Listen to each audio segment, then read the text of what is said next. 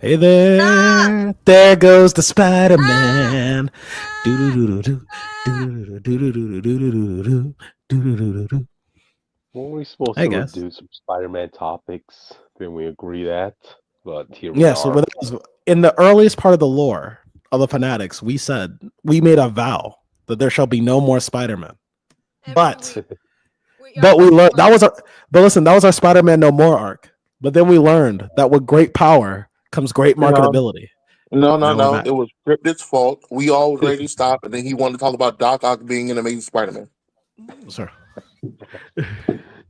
Hey, don't act But like you didn't get back into his run when Craven had his arc, Austin. All right, so Yeah, because you was making us read it anyway. sure. So we had to come here. But listen, oh my god, did this happen again? Can y'all see the private chat? Are the topics in the private chat? No, Bro, what is happening? look, just admit to everyone you're bad at your job. No, I posted. No, not only did I post the topics, I posted yesterday's topics by mistake, and for some reason they're not here again. Every time I come back in here, I don't know what's happening. That picture of Norman Osborn is your internal monologue right now. Just wait. Wow. Jake, just imagine what things will be like in 2 weeks from now, man. When you're going to be in charge of the hardest part of the. It's true. You know what? I could do that. I'm giving the weight of the shield to you, man. So. Well, like John Walker, I'll decapitate a man under pressure. You're more like Sam for real. He gave you the shield and you said, "You know what? I don't think I'm ready for it. Let's put it in the museum." What do you mean somebody else got the shield? Why they just leave it there? Yeah. This is the start of Jake's crash out session. Gotcha. But anyway, I guess we should probably get started, guys. Okay. So, all right. Well, welcome to Comic Hag, not live, the news and reviews of the week, audience. You're here with me, Cryptid Seeker 415. Going to tell you all this. Tonight, someone will get violated. Ooh. Wait. Can we clap? So he finally did an intro in like 2 weeks. You know what? Give him a clap. A round of applause. Proper intro, yeah. Right. Yeah, with a cracked throat of all nights too. All right. So. Yo, that's dedication. Yo, go Cryptid. Anyway, you know, it's me, Jake Tylenol, the friendly neighborhood Jake Tylenol, the slayer of demons Jake Tylenol, the treader of Voyanui Jake Tylenol. I have many adjectives, but unlike Spider-Man, I'm not gonna let a Scorpion Man kick my ass. So, you know, there we go. Bricky Wall, Ace Comics, #1 advocate for Devil May Cry 2 and Shadow the Hedgehog. The best name of the series. All right. What Jake might say later. The best name of the series. You don't know what I'm gonna say. You don't know what I'm I can praise the game. You don't know. You don't know. Quality. It had the greatest scene of the whole franchise. The most quotable scene outside of the DMC one. Debatable. Virgil got some quotes. By Dante. All right, we might be talking there. I have to think about it. Moving on from whatever that was. I'm Richter, also known as the Witch of Jotunheim, pronouns they, he, and I am slowly molding my entire personality around Mello from Death Note and Northstar from Marvel Comics. Stay tuned for that transformation. Yeah. And together, we form the Fanatics. And unlike the TV show Suits LA, we put effort into giving you the news and reviews of the week.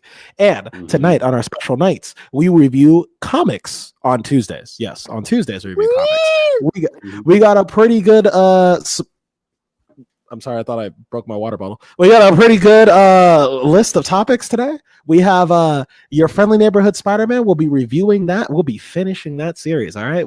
You're probably wondering what the hell is up with this thumbnail. Well, let me tell you, it's a funny story. It's funnier than you think. Okay. All right. All right. We also we'll be doing some Thunderbolts because you know they're gonna strike like thunder. We'll be reviewing Devil May Cry 2. We'll be talking about it. We'll also be doing our usuals, our Avengers Academies, our Bionicles. We'll be coming back with Deadpool and Miles, and we'll see how Deadpool could possibly beat the Spider God himself, Miles Morales. But yeah, we have so much in store for you guys. So don't forget to hit that like and subscribe button. Really helps us out. Help us get to 100 subscribers. Wait. Before you move on, Jake, I have to do this now, Kyle. I don't want to forget. If you say "strike like thunder" one more time, it is like the fourth time they said it. Their whole catchphrase is literally just as like lightning. And you keep saying "strike" because like it's thunder. cooler. It's in their name. It's cooler. Cool. Thunder is a sound. You literally Yes, we do a sonic boom, bro. Anyway, proud of yourself, Jake, for that? Do you feel proud of yourself? I'm very proud, but not as proud as I am of our socials. How about Witch? You take it away. Yeah, I can. I guess I could do that. First of all, subscribe to the goddamn YouTube channel, or else I will find out what your name is and your face, and I'll write it in the death note because I can do that. You know, what are you gonna do? Stop me? Anyways, you can also follow us on Twitter at Comic Phanatic 69. Remember, that's Phanatic with a PH. A lot of people do get confused by that, but that's okay because we're all stupid in our own right. But if you don't want to follow the whole gang and you just want to follow me because you love my nasally voice, you can follow me on Twitter at Witch of Jotun with an E instead of a U. You can also follow me on TikTok, Instagram, and now Twitch at Witch_of_Jotunheim. I do try to post stuff on there because I can. And also, why not? You can also follow me on Tumblr and Blue Sky at Northstar Aria, and you can follow me on RedNote/Xiaohongshu at Witch of Jotun with a U. And also, Austin is a brick wall. You'll probably see him in the newest Avengers Academy issue, so stay tuned. Cryptid is in the same spot as always, but I heard he's going to go on a little trip in our favorite rocket ship, soaring through the sky. Einstein. Okay. So you're going Planet Hulk means what you're telling the audience, which yes. I did not hear what you said. I was making a little Einstein's reference. How dare you mess But with yes, you are getting Planet Hulked. Okay, come back stronger for like 2 weeks. But anyways, hey Jake, where are you? I am happily back on Voya Nui because oh my god, it was rough, bro. I had to go through some like bumfuck city filled with demons and shit for a whole fucking week. Fucking hated it, but thank God I'm back in the Bionicle universe. Holy shit, this shit was You're that back shit was in the correct universe. I'm back in the right timeline. All right, I'm happy for you. Yeah, not dead. Yeah. Anyways, that's it. All right then. I guess with that, let's get started. Jake, go ahead, do the honors, man. We are back with your friendly neighborhood Spider-Man, or as I call your friendly neighborhood Norman Osborn Jr. Because no one's gonna do it, so I'm gonna say it anyway. So we finished the show, Austin and I. All right. How do we feel about the show? I mean, you know, I think last time we left off. What did we last review? What episode was it? Do you remember? We only did up the first 3 episodes. Yeah, we only up to 1. I think we did up to 5. I know you didn't get a chance to review the Daredevil episode, so can we start off with that? How was that? Daredevil whooped the shit out of Spider-Man. It was kind of embarrassing. it was like this boy didn't stand a chance. You would have thought Daredevil had like fucking the super soldier serum, bro. The way Spider-Man's getting pieced up. All right. Okay. That's one thing I noticed. This is what happens when you have a boy going up against a man, you know? Against a devil. All right. Yeah. Devil. Keep this in mind. Back, like he's also not being able to fight well when he holds back, which doesn't make sense to me. Right. Yeah. He loses all sense of like combat ability if he's holding back a fight. He's Mark Grayson from Invincible. Yeah. Hey, Spider-Man, just keep this in mind if you ever want to dump a sidekick on somebody else. Look at the guy with the horns. So yeah. Okay. But in terms of like the rest of the show, I think it's a good show, but it's fucking messy, and I don't know if season 2 can handle it. I really don't.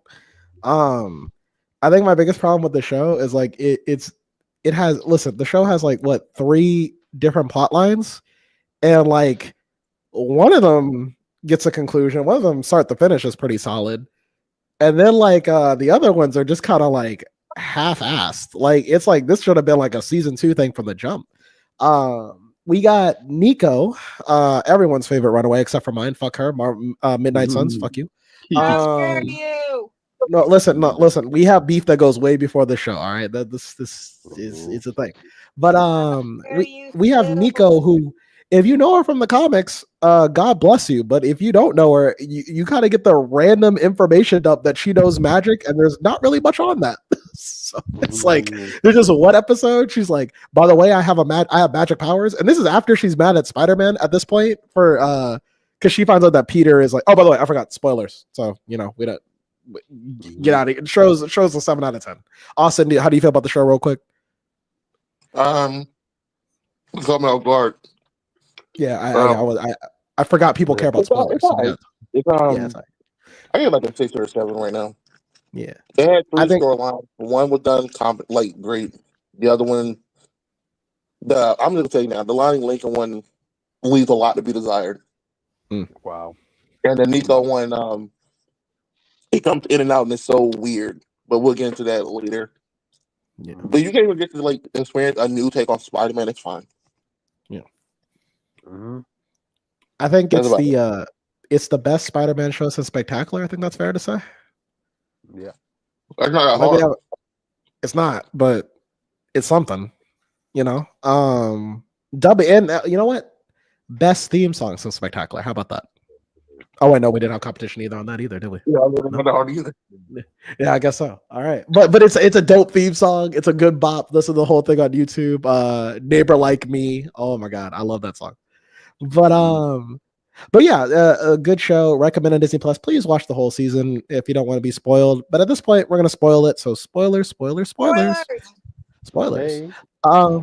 But yeah, so Nico finds out who Peter Parker is because Harry Osborn's an idiot, and so then she gets mad at Peter.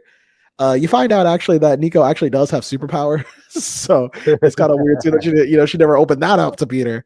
But she wants Peter's 100% trust. But the thing about this arc is weird because like I don't know how to like feel about her by the end. Like she's essentially just mad at Peter because she just wanted him to like tell her the truth, but she's also very understanding of like that being the reason why he hasn't been around lately as well.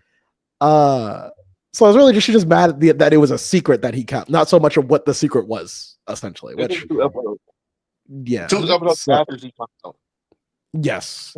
This also was an arc that frustrated me because they wouldn't just like Nico gets over Peter betraying her trust, quote unquote, like way before Peter even finds out.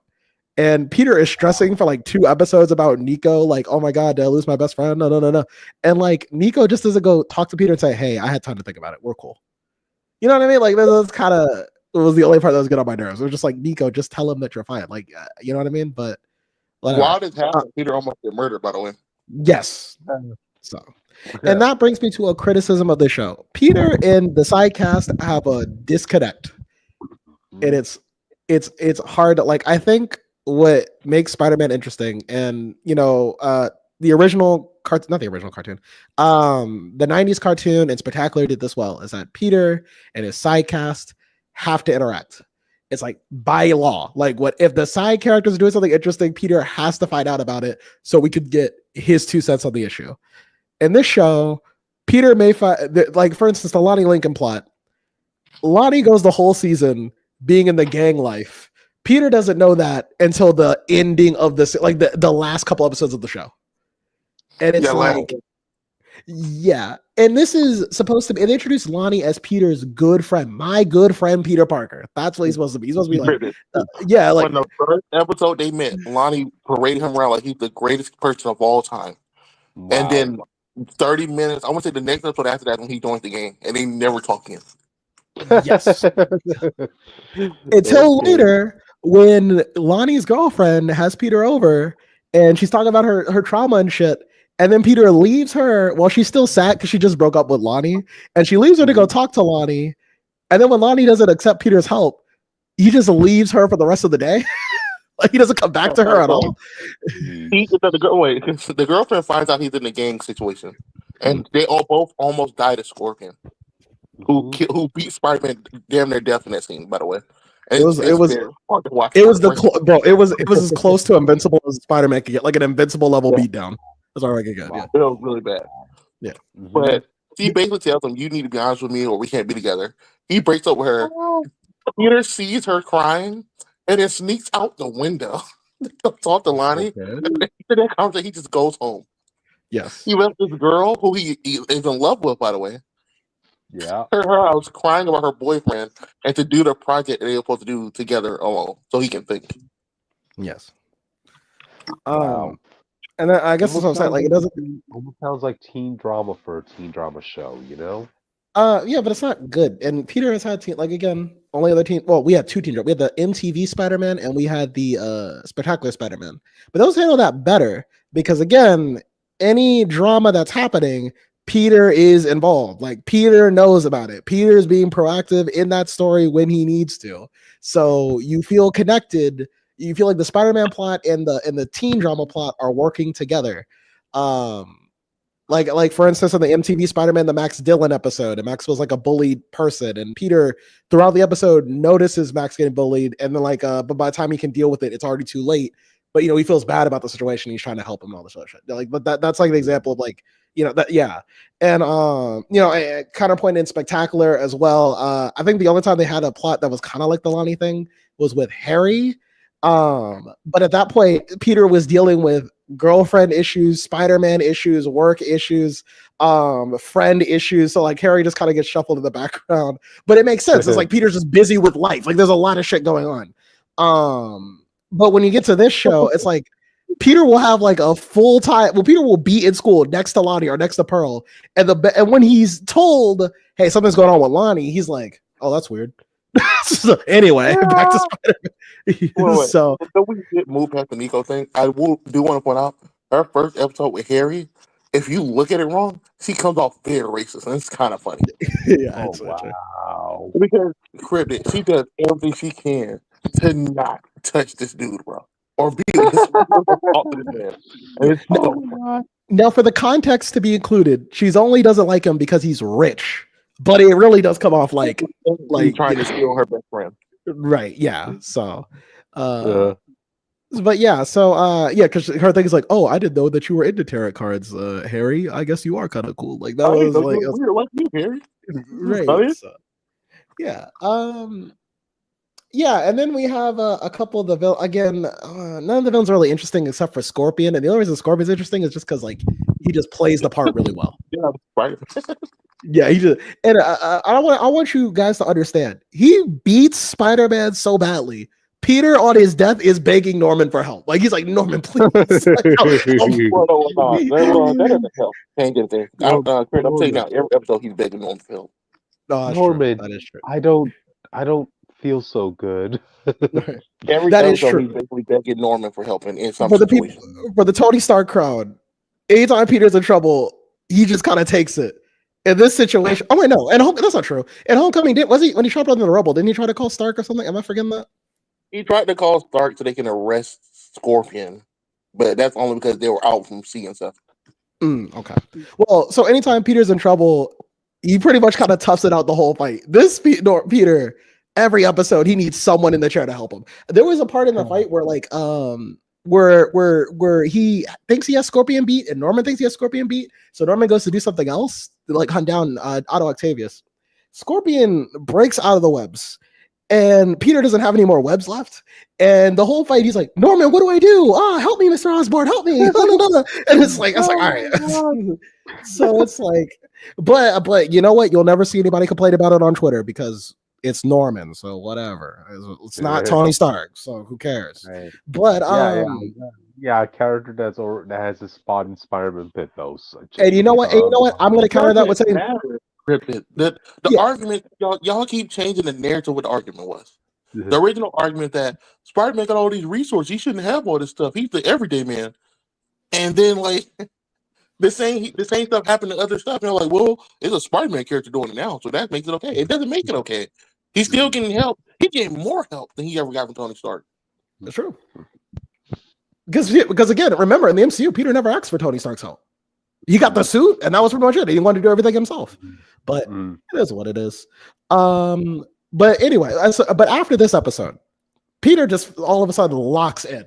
Okay, like after this episode, and he goes through his. No, that's why he had the whole episode crying. He had an episode crying about him getting his ass beat by Scorpion, and then they said it was Spider-Man No More, but it's not really. They had the cover. They in the intro they end with comic covers, and a comic cover with Spider-Man No More, but there's no point where they say it or act like he's going to give it up. Right, which thank God. I hate seeing that arc so many times. I feel like every time I see Spider-Man, it has to be the No Way Home. No Spider-Man No More. The Goblin stuff that happens every series and stuff too. Yeah. So, but after Peter comes back from his, so many times you can see that trash can, you know. Yes, I agree. You can literally say about after, every character he fights considering every series, sure. every arc. But after Spider-Man throws away that suit, I mean, after Spider-Man gets a new suit, he gets the red and blue. All of a sudden, this kid is like, he had no training. He just locks in. There is no like he starts fighting like he's a different person. You know what I mean? Like it's kind of crazy. He has this fight. He has this rematch with Scorpion. I wanted to bring this up because I did read the original issue where Scorpion fought Spider-Man, and this show plays it up pretty much the same intensity. I did like a couple of things about it more than in this show, but I understand why we don't do it in the show because it would be repetitive.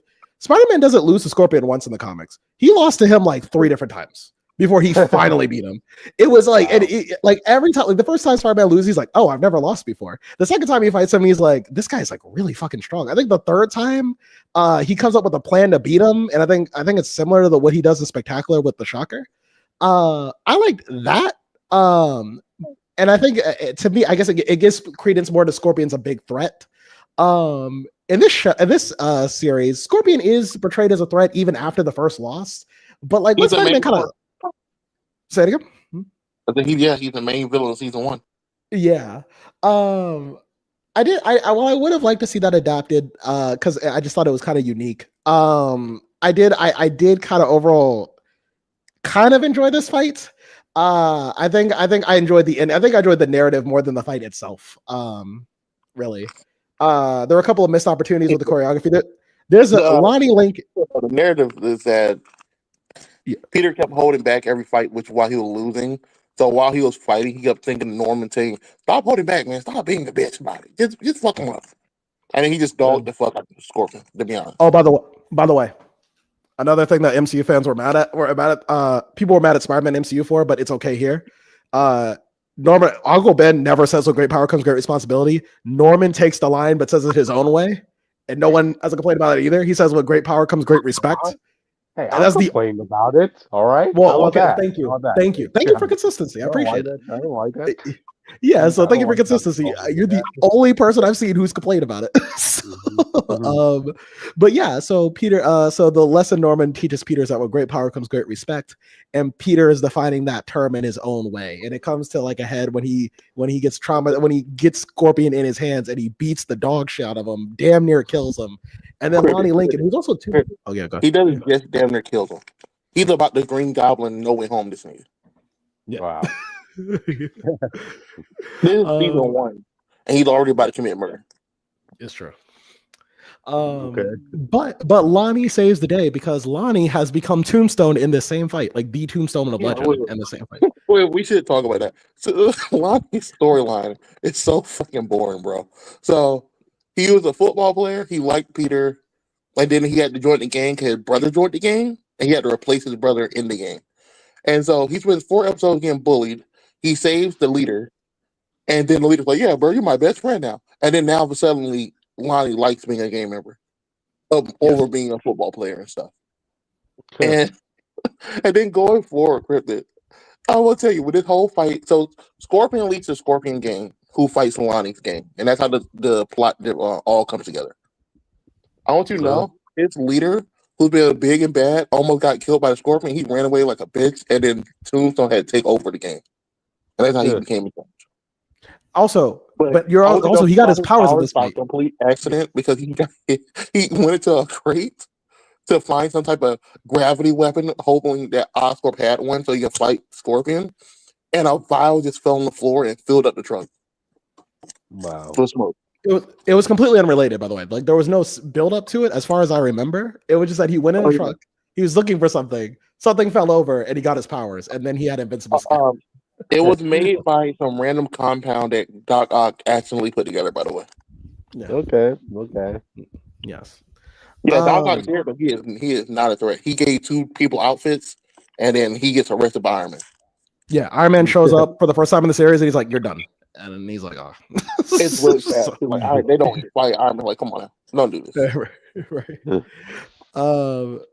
But yeah, so I mean, well, this is Master Planner Doc Ock. He's not Doc Ock yet. He's just Master Planner guy. He's in jail drawing arms and stuff. Like, bro. Yeah. But we talk a lot about the series, but there's a lot of good. I think as much as I don't like how we're sandpapering Peter Parker's growing into responsibility arc, this Peter Parker is still enjoyable for what he's worth. I did find like his a little bit too scrawny. I think he needs to bulk a little bit. This man's a stick, bro. Oh, sure. He is a stick, yes. I think in this show, this is our first time for a lot of things. Peter doesn't have bullies to deal with, which I think is a first for like any Spider-Man show. Even in the last cartoon they had, I mean, yeah, people who were mean to him. In this show, no one in school has any beef with Peter. So he just kind of they subverted that with Lonnie. It felt like Lonnie, the guy who steals the girl that he likes, was going to end up being his Flash Thompson, but he ends up, being a pretty decent guy from the entire town. Yes. So his school life is fine. He has an internship. I guess the boss is kind of mean to him, but it's not really in any way that's really like a big thing. Oh yeah. So the wizard, the Fantastic Four villain, is the head scientist of the internship that under Norman, and he's just kind of an asshole to everybody. So it's not like a Peter thing. Yes. Peter and Norman's relationship is interesting. Like, you kind of sit there wondering, like, when's Norman going to be like the villain? Because like you could see where he could go either way, but like you can see he's not like a completely good person. But so far his intentions are not terrible. Like you see the glider. Yes, you see the glider, but you don't see the personality of Goblin yet. So I think we see the first hints of it. So in the final episode, well, not final episode, I think number 9. So Spider-Man got his powers because Green Goblin them made a spider, and they infused it with Peter's blood in the future, in this scene in episode 8. And then Doctor Strange comes in. They open a portal to another place they have to fight, and he ends up going back in time to the first episode, and that fight happening when Doctor Strange shows up. That's how Peter got his powers, by the way. Peter is a Oscorp spider that's infused with Peter's already Spider-Man DNA. A spider just dropping down from the ceiling during the midst of an experiment. That's all the simplicity you need. I know. That was all it was until the 90s. And then it became Spider God related stuff. It's been gone for a long time. Yeah, but this one makes even less sense somehow. Yeah, this one's like weird closed loop that doesn't matter. But in this scene, when Peter tells Doc Ock, gotta leave it. Doc Ock's still on my brain. When Peter tells Norman that Doctor Strange fought at Midtown, he goes on a weird tangent of blaming superheroes for problems.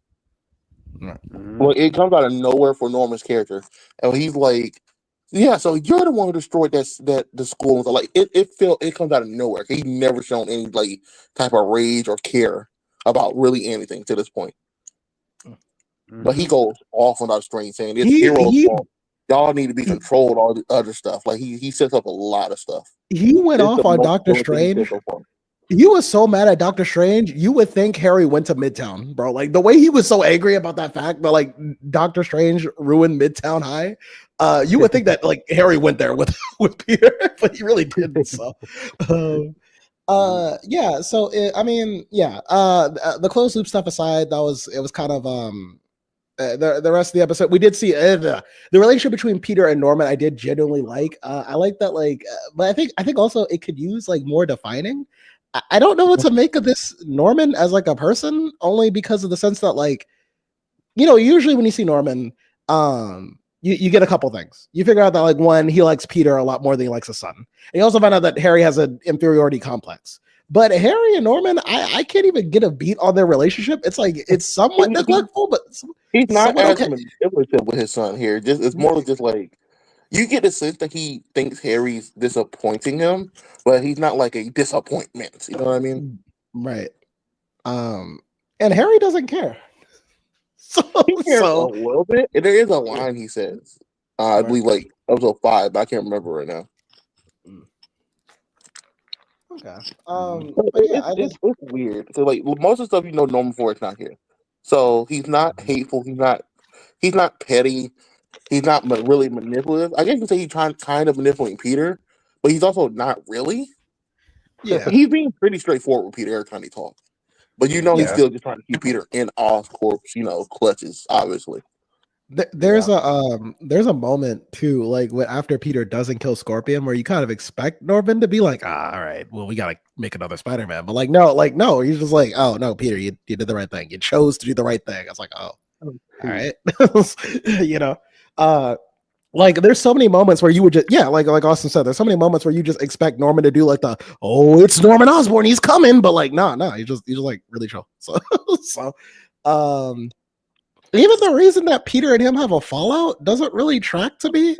Like, Peter's mad at Norman because he didn't tell him about the space. By the way, Norman's making a bridge to space, so he's making a Stargate. So why not? Why not? Well, he wants it. He's doing it. His reason for doing this stuff is pretty legitimate because he wants to tackle a different avenue of science stuff that Iron Man and them aren't tackling because he can't compete with Iron Man with the clean energy stuff. So he switched to like NASA and stuff like that. He's just trying to do projects that he thinks going to move humanity forward. Yes. But Doctor Strange comes in, he's like, no, stop. But anyway, when that project goes wrong, Peter gets mad at Norman about it, and it's like to the point where he like quits, and it's like, why? He's doing the returning thing of, you kept secret from me, and that's why I'm mad, even though I'm keeping a secret from you in the same sense. But it's like you keep forgetting, you act like Norman's your best friend. This man's a grown ass dude, head of a company. He doesn't have to tell you everything he's doing. Yeah, and it wasn't like a big. You need that sense of loyalty for Norman. He's still helping you out and stuff. He doesn't have to tell you every little thing his company does. And if it wasn't for Doctor Strange, you wouldn't have known it was a bad thing because you were okay with it until Doctor Strange came in and said, "Hey, stop, don't do that." So it was like, what were you even? I didn't even understand what the problem was. It was essentially like Norman had like a project he was working on, and Peter got mad about it. Like I don't understand. So, but whatever. The fights themselves are pretty cool. When they're done well, some of them could be better. They go back and forth. Some fights are great. Some are okay. So I wanted to bring it up. So for the first time in any Spider-Man series, we had Speed Demon, who is the only speedster, the real speedster villain in Spider-Man's catalog. Yeah. But the way they did, the way his fight go is so boring and bad. Wow. Okay, so basically every main villain here gets tech from Doc Ock before he gets arrested. So Speed Demon gets some legs, and somebody with him, I don't remember the person's name, gets some like arms that do like a razor blade thing and stuff like that. But the way they frame it, like, so the reason the fights are bad most of the time is because this show can't decide if Peter has spider sense or not. Can't do it. So sometimes he will actively react to stuff he has no way of knowing that's there, and the other time he get hit by the most weirdest stuff possible. And it might be because canonically in the MCU he didn't really master his spider sense until Far From Home, and this was supposed to be his MCU show originally. So maybe it was just like they just didn't know if they wanted to put it in or not when they changed gears. But with everything else being addressed, I feel like that should have been at least brought up. Right. Because he never, it's even in Homecoming and stuff, in Civil War and stuff, you see him acknowledge that there's something giving him awareness of stuff. But here, he never even like recognized that he's like anything's going on. He just somehow just dodges and doesn't like think about it. Yeah. But yeah, I think at the end of the day, I think this show, like I said, it's the first season is pretty solid. I mean, everything aside, like if you just sit down and watch the show, like we picked it apart, but if you sit down and watch the show, it's an enjoyable watch. There's just things that lead to be desired that have just been done in like previous Spider-Man shows. I would even say the action scenes are more consistently better in Ultimate. I know we don't like giving props to it, but those action scenes are kind of good. Hey, Ultimate Spider-Man had its high moments, Yeah, it had good animation and good action. It didn't have a good art style, but it had good animation itself. But I think for season 2, I'm really worried because we set up a lot in this one. We have, and Austin can fill in the blanks of what I missed. We have Daredevil and Finesse season 2. Yeah, all right? He's Daredevil's sidekick here instead of Blind Spot. Aw. We have Nico and her dead quote unquote mother to deal with, and so Nico is in an orphanage, so she already ran away and stuff, but we don't know how she got here. She does a magic spell to either talk to her dead or imprisoned mom. Yes. So we have to deal with that next season. We have Harry Osborn starting a new company, and Spider-Man's going to be a part of that instead. He called it Web, fucking loser. Yes, in which on that list of people he's going to hire, Max Dillon is one of them. So, that. Max Dillon. It's quite a few supervillains there. Bosley, the main one that they got is Max Dillon, Electro, and there's like I believe I have to go through this list again, man. But we have quite a few. Go ahead, Jay. Keep talking while we're looking at it. We have Lonnie Lincoln officially becoming a crime boss of the 110th gang. So we got to continue that plot line. We have Norman Osborn acquiring a symbiote. Yes, 2 seasons in, we'll have the black suit most likely. So yeah, there you go. On top of that, we know from leaks we have Spider-Gwen is coming. So there you go. Yes. I feel like I'm. Oh, good. All right, so for the list, the other 2 names to stick out is Ned Leeds. Obviously, you know, for the movies, but they're probably going to do the Hobgoblin stuff, which is why they didn't put him in season 1. That's the fat kid that we all know. And we had Tony, who is the daughter of the guy from the jail, from the Iron Man cave prison. Oh shit, Iron Patriot? Fuck, Tony Ho. Yeah, I know who she is. Dang. Yeah. We also have oh shit, I we literally have just Tombstone fully becoming Tombstone. So right now he all has ashy white hands. But he's about to go his full villain turn next season. Oh, I remember the one I forgot. We have Doc Ock. Doc Ock's also on the way as well. Doc Ock's going to break out. He wants to fight Norman. They have more relationship like the Spider-Man PS4 games. Yeah. They're not even counting Pearl because apparently she's getting a bigger season, bigger stuff next season. She barely got anything to do this season. So it's also getting a big part next season.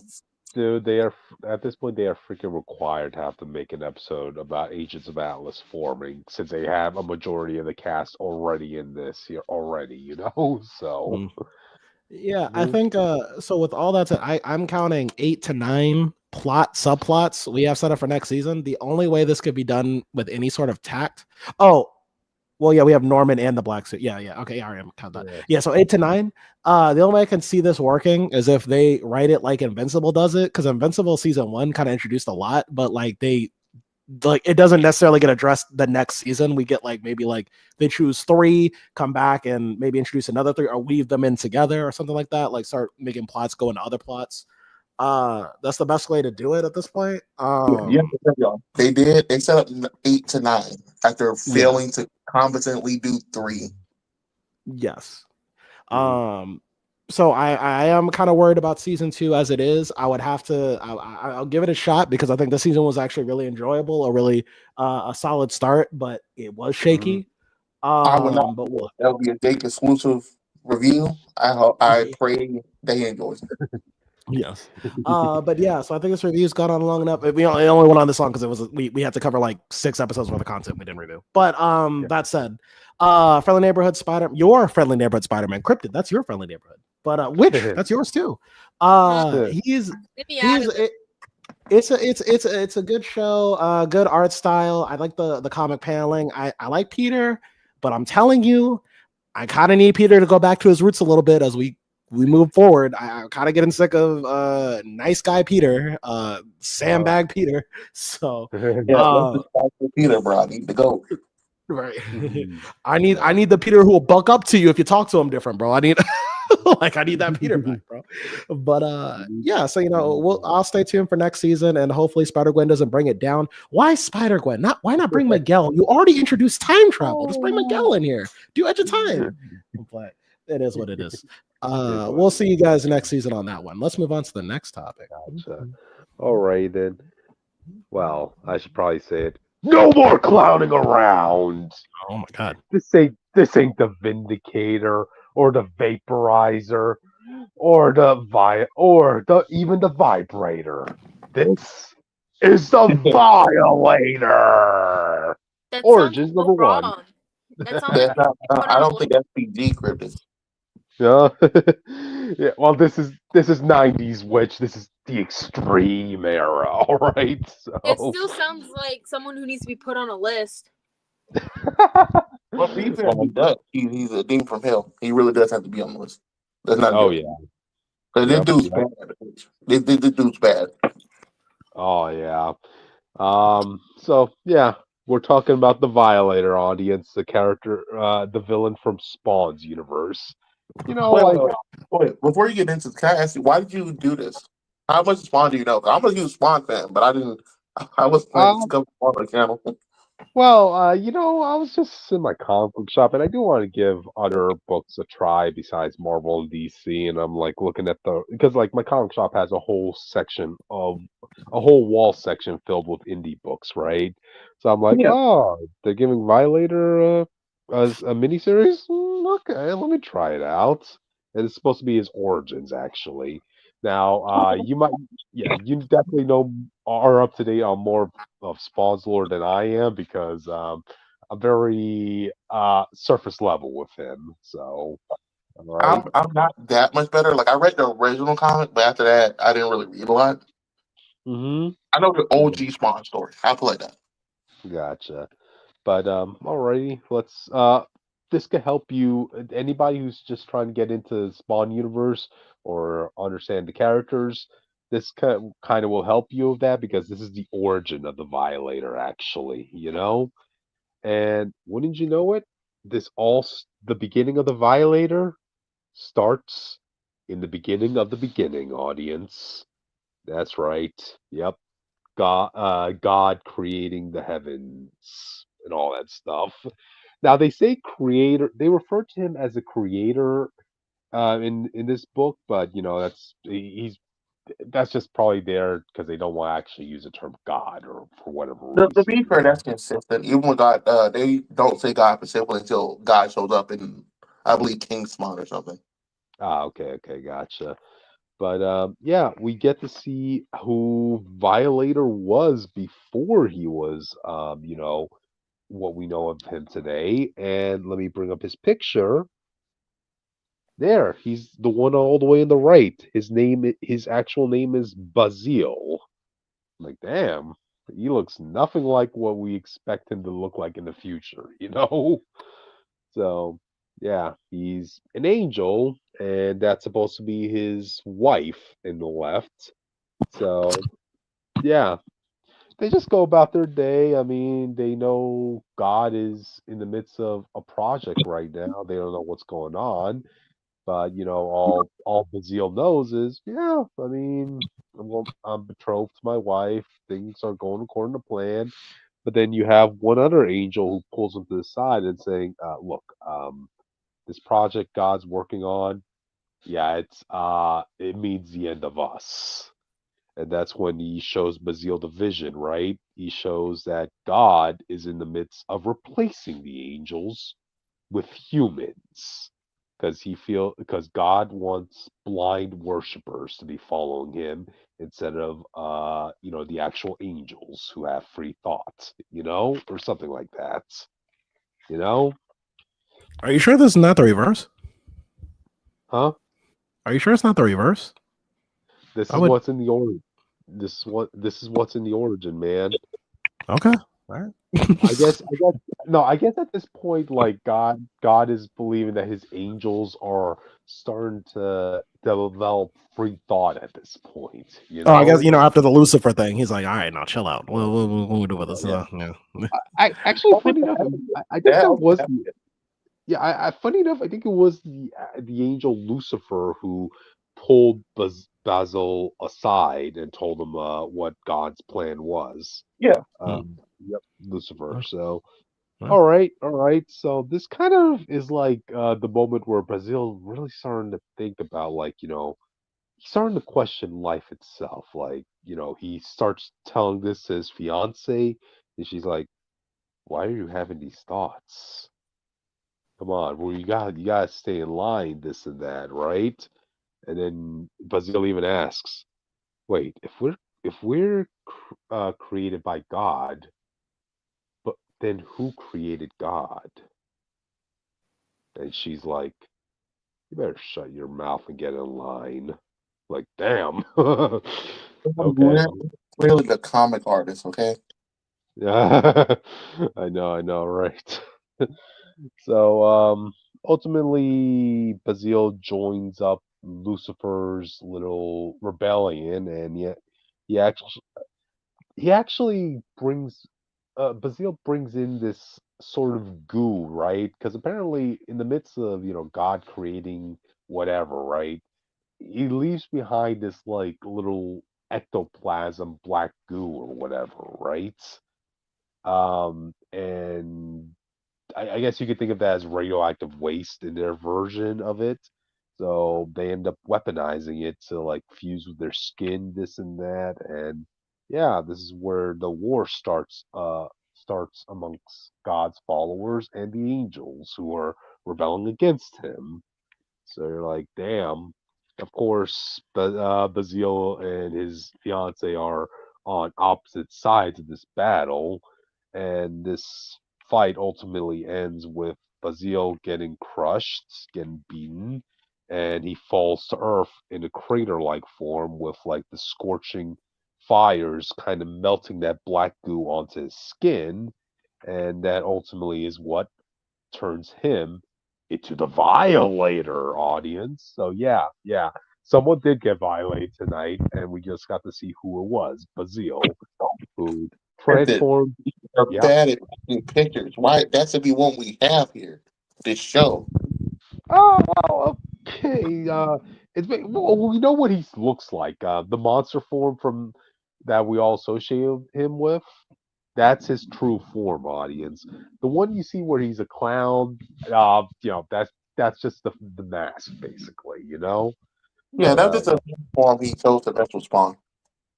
yeah, pretty much, pretty much. So yeah, I know this was a quickie, but yeah, I want to kind of see where the series goes. I am really rusty with my Spawn lore, audience, so I'm glad this kind of like helping me re-understand what this world's about from the clown's perspective. I kind of want to see what ultimately turn makes him have the decision of turning into a short, fat guy compared to what we see in his original form. So, yeah, yeah, we'll see where that goes. But, yeah, Violator number one, audience. Remember, it's not the vibrator, it's the Violator. Gotcha. Well, Sorry, had to watch some scenes of. if this is treat anime into knowing more about Spawn, you also have the animated show on HBO that's really good. Yeah, that too. But that didn't tell the origin of the clown, did it?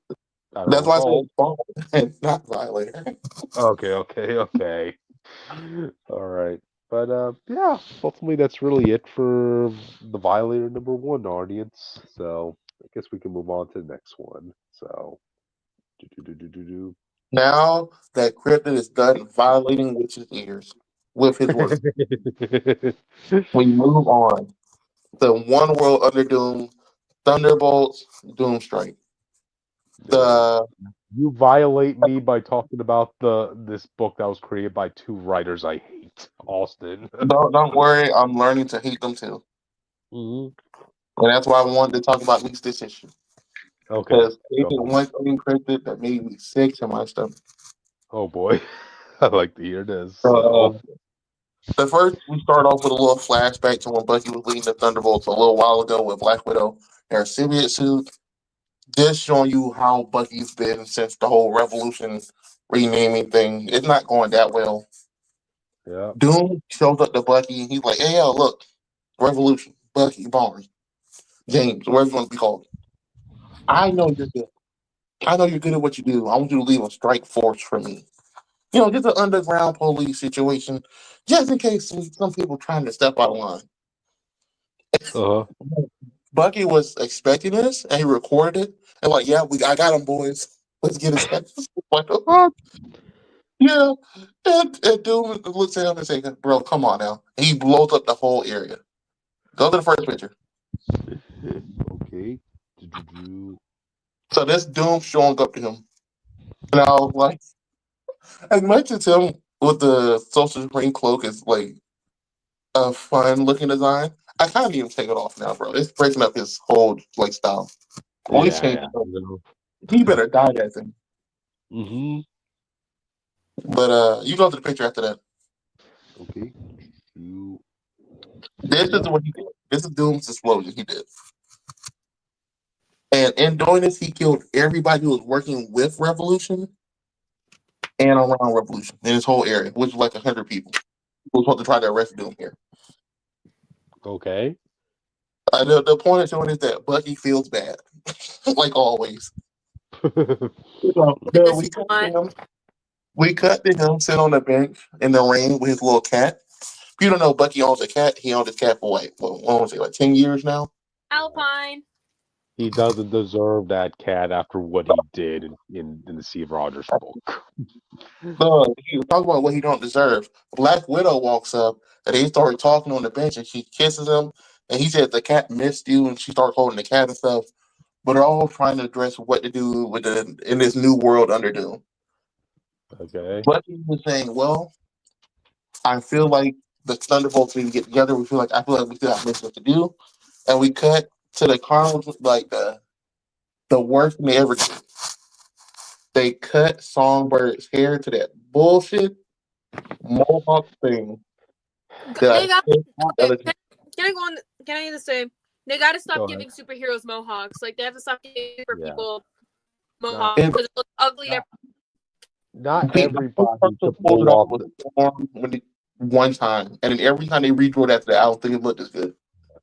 Yeah, No. not everybody could pull off the half shaved look, So I think for For Songbird, Rocky Hero until it didn't work for Rocky Hero, and then now he has a. You Yep. can kiss me Yep. I feel like for Songbird, who's always been so proud and liking her hair and stuff, it feels weird to go from her in the last run to this half shaven back on the Thunderbolts again. I, I understand her being here because Bucky is here. I believe she likes Bucky as a leader more than like most people because he's actually a good person. Yeah. But it's like, can someone please put her on an Avengers team? That's all she ever wanted to do. She don't have to be a big member. She can be a background member. I'm fine with that. There's like what five variants of Avengers teams out there. You think she will be able to at least one, So Her to being immune, at least she'll be on a team at that point. mm, They got 25 books. They can put her in there somewhere. yep. But they're trying to do a sneak operation to Latveria, so Bucky steals a Latverian jet. Go to the next picture. 'Cause I don't remember what it is actually. It's the explosion. That's the last one. Yeah. Oh, that's fine. So Okay. he basically used a Latvian jet to go to. Oh yeah, so that's the last one. They do a Latvian jet to sneak into Doom's place.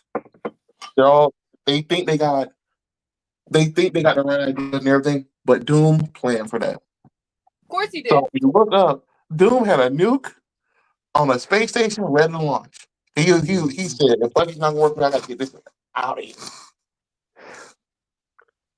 And you know what? I kind of respect it. He launched the missile. Black Widow and them trying to like get all the information out of this place.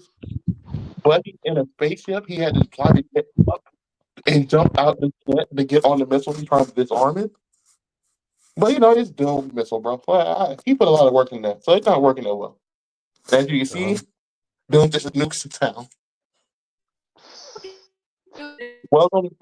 Welcome to Shelbyville.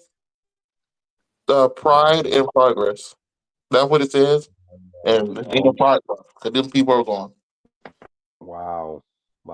All but just leave it alone.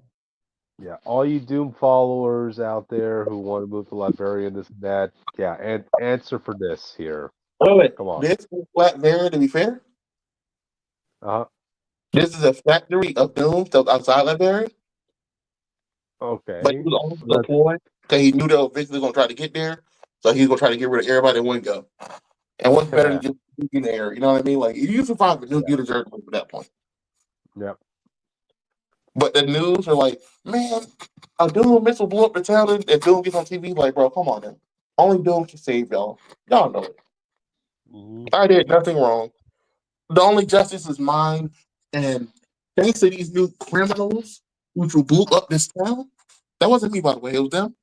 I'm going to make my own Thunderbolts. And they're going to call it the Doomstrike. And they are going to, wherever they strike, only justice will remain. And that's how he sets up his team.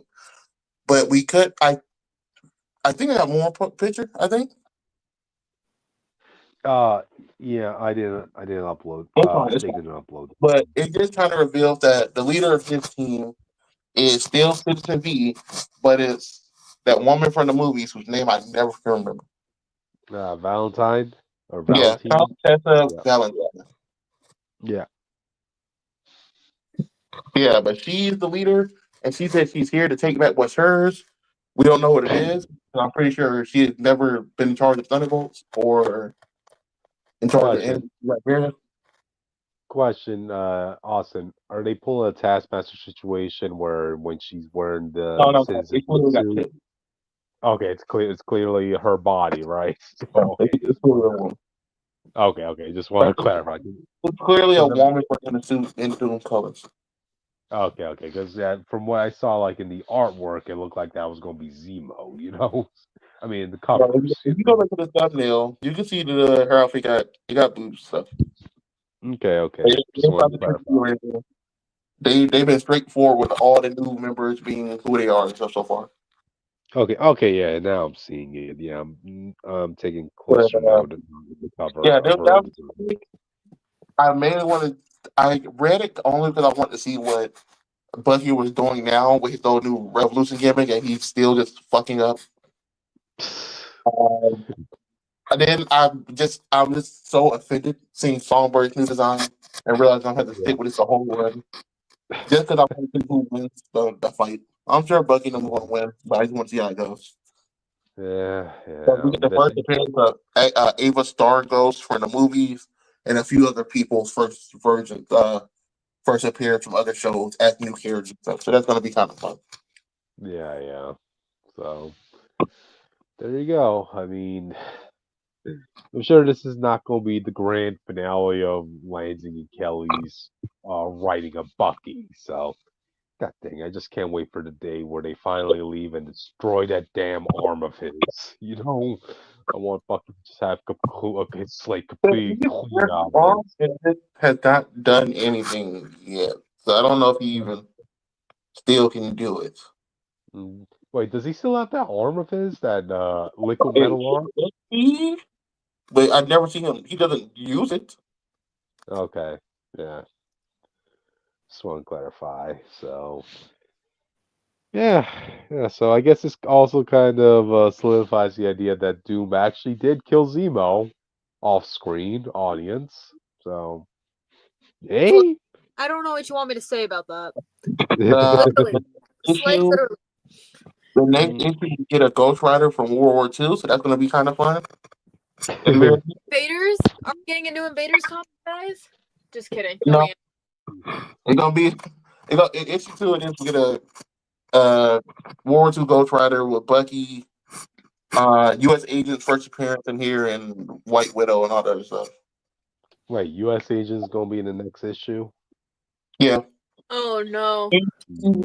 Cryptid, I'm just gonna say this in advance. I am so sorry. No.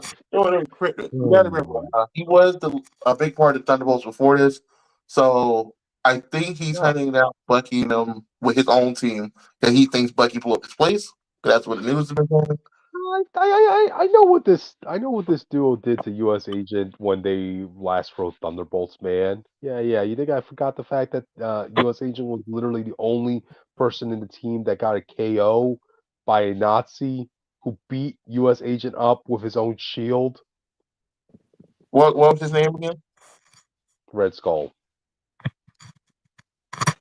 See y'all, I bought a shirt. It's gonna be here tomorrow. I'm gonna have it on next week. I'm telling you. I knew something was up with this duo when they specifically were trashing all the straight white Captain Americas that Well, have existed in to be in fair, lore. the Yeah. U.S. agent will be on Bucky's team. He's not joining Doom's team at least. That's what I was worried about. Mhm. Because I Yeah. was like, if you put him on Doom's side in this situation, even as a double agent, that's fucked up. Yeah, hell the fuck no, man. But the main team for Bucky is him, Black Widow, Songbird, U.S. agent, and Sharon Carter, And who I please write this book. You have no reason to be here.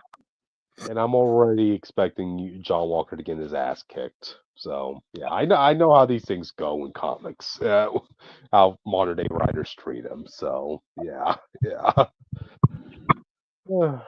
But we'll see. I mean, are you picking up the next issue, Austin? I'll read it. If it's good, I'll review it. I really want Yeah, to see what this writer is about.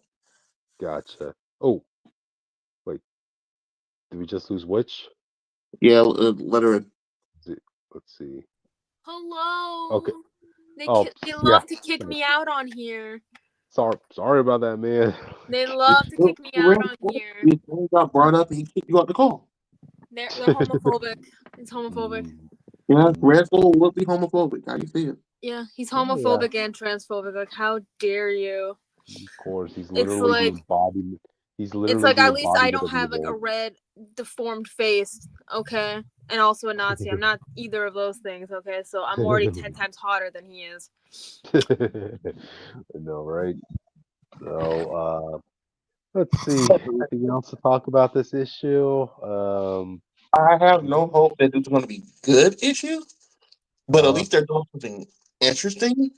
That, um, but this is probably going to be one of the worst Thunderbolt ones. 'Cause it's not really Thunderbolt. Thunderbolt, Eric has lost all identity for what the Thunderbolts used to be, and it's kind of sad. I'm yeah. fine with Bucky leading the team because at least Uh, we first up he was leading a team of people who want to be redeemed. But now yeah. them going on strike, it's just them being Suicide Squad now. The Yeah. Unalive crew, cool. Yeah, the Mhm. unlive crew with no one dies because they're all popular characters. And all of them are about to have their big MCU appearance, in a movie, right? So they ain't gonna get killed. Mhm. Except for maybe Taskmaster, but we'll talk about it when the movie. Yeah. But all right then. Any final thoughts before we move on, Austin? Nope. Okay. Okay. I guess with that we can Because move on. now, Jake and Austin, are you ready for this? No. Okay, well, too fucking bad. Too fucking bad. Okay? Too fucking bad. Because I'm talking about Marvel Voices Avengers Academy number 34. And this is like a kind of spotlight issue with Rhinoceros over here, Cindy Shears. Love her. She's now one of my new favorite characters in this book. I didn't expect to really care about her all that much, but now especially after reading this issue, I love her. She's awesome. Anyways, so it starts off with her robbing a bank, as you do when you're a villain. A villain with morals, guys. A villain with morals. Okay. She introduces herself, and she's like, "You're probably wondering how I got into this situation. Well, it ain't a long story, so buckle up." So we learned that from childhood, she had super strength and everything. So her parents brought her to this esteemed geneticist, called Dr. Kavita Rao. I think I pronounced that right, around that. And so basically, she says that Cindy has a variance in her DNA. It's distant. It's technically distant from the X gene, so she's not a mutant. And being a child, she calls it the Cindy gene, which honestly, pop off. And so, guess what this asshole doctor wants to do? She wants to cure Cindy of her powers, and she's like, in her mind, she's like, I don't want to fucking do this. And her parents, not actually wanting to listen to their child, It's like, just do whatever, whatever you think is best, doctor. And Cindy was like, fuck that shit. So you should switch to the first picture, please. Yeah, no, you were there. You got it. You were there. And the second picture. The second What, picture. this picture? This The picture? next picture. This picture. Okay. So we see her all break out of this facility, like the mad lad that she is. And she tells this doctor to go eat rocks because Slay. Luckily, she gets to keep her dog. We also learned that she didn't see her parents again, which valid. If I was in that situation, I would do the same thing. And guess what? She gets a cool suit, and she becomes Rhinoceros, and she destroyed Rouse Labs, as you do. And we have this funny little meme reference of Cindy looking back from the flames of her destruction, as you should. Anyway, so we see her making her suit, and she literally says, "How's that spider twin keep his stitch work so tight?" Honestly, I would like to know too. I'm a cosplayer. I need to know. But don't worry how she pays the bills. She robs banks. Duh. And she specifically says that she does not work with Nazis or cops. And she did that. She said, fuck that. Fuck this Nazi sound guy. You are the worst. I'm just gonna go bother Shang-Chi right now because I can. And that's what she does. Which, slay. And that's her rule number 2. The suit is non-negotiable. Rule number 1, do not work with cops or Nazis. 2, the suit is a non-negotiable. She has to wear the suit, okay? Honestly, love that for her. Because why not? Anyways, if you didn't know, if you haven't been keeping up, she also works as a bouncer at the door and also a bartender at Kari's like nightclub, the Invisible Light. Puns, references. Just kidding. Anyway, so we see Sheila and Brielle outside the club, and gives fake IDs because why not? And Cindy is like, yeah, I know who you guys are. We fought each other multiple times. Plus, this is an all ages event, so go in and have fun. Yeah.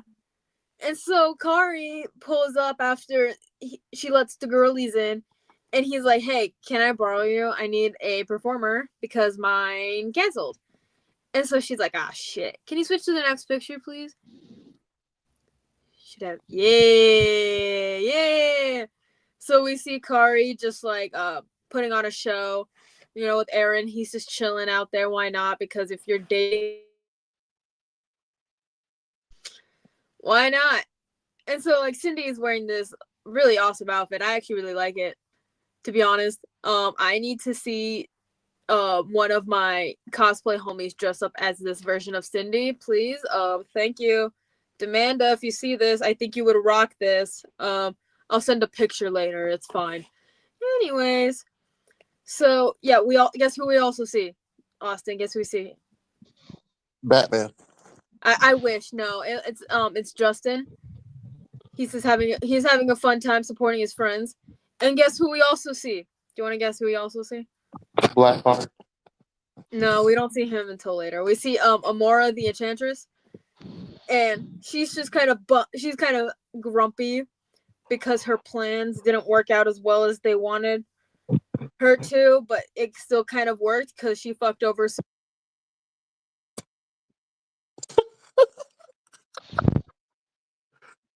So Sonic X is a show about Sonic and his friends being traveled to another dimension. Dare you talk about Sonic?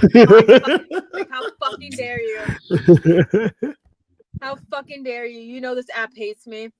Anyways, so like I said, Amora did ruin a lot of relationships because of her little her saltiness. But anyway, we do see in the background that Kari and Aaron are having some issues because Kari wants to go on another tech heist, and Aaron's like, what the fuck, man? It's Valentine's Day. It's like ever since your uncle's ring got smashed, you've been pretty obsessed about doing all this. Lots of drama that Cindy does not want to be a part of. And honestly, Me too. I don't want to deal with this shit either. That's why I don't date people right now. That's on me, okay? Anyway, so we see Amora and Cindy chatting. And Amora's like, ugh, Olympians, they should be worshiping me. Cindy's like, okay, can I at least get you a drink? Like, Jesus. And so, like, Amora goes on this whole rant being like your finest mean, something befitting Enchantress. And Cindy's like, we don't got that. And so Amora's like, okay, fine, just give me a cranberry martini. And so we do see some other relationship struggles between Justin and Marcus. Unfortunately, because of Amora's bullshit. It's like, Amora, I can't keep defending you like this. Okay, girlie? Like, I've defended you for a long time. I can't keep doing this, okay? Okay, cool. Anyways, yeah, we see them having some relationship issues, and Marcus needs like time to think about stuff, which is like, fuck you, Amora. What the fuck, man? You had one job, not fuck up with my babies, and that's what you did. Austin, did you hear that? You hear that? Yeah. Okay, good. Anyways, so Amora does what Amora does, and she teleports out of the club without paying for her drink. And Cindy's pissed off because she's like, hey, we got a sign. No teleporting. One rule.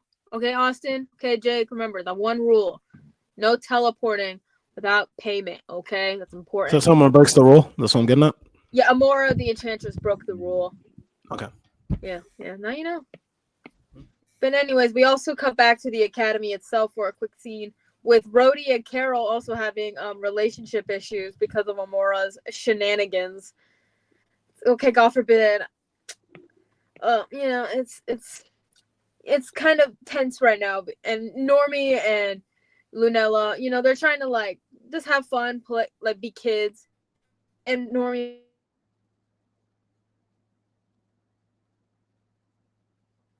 like, Lunella's like, okay, I understand anyone's emotional outburst, what happens. But anyways, guess who actually shows up this time? Guess who shows up? Austin. Or Jake, I don't care. Blackheart. Yeah, and Kid Immortus. They're like, hey, something's wrong with time and space, so we gotta go get the rest of the crew. And they're like, okay. And so guess what? We cut back to the club and we see some of Sheila's friends. So, hey, yo, Martha and Morgan were living the dream.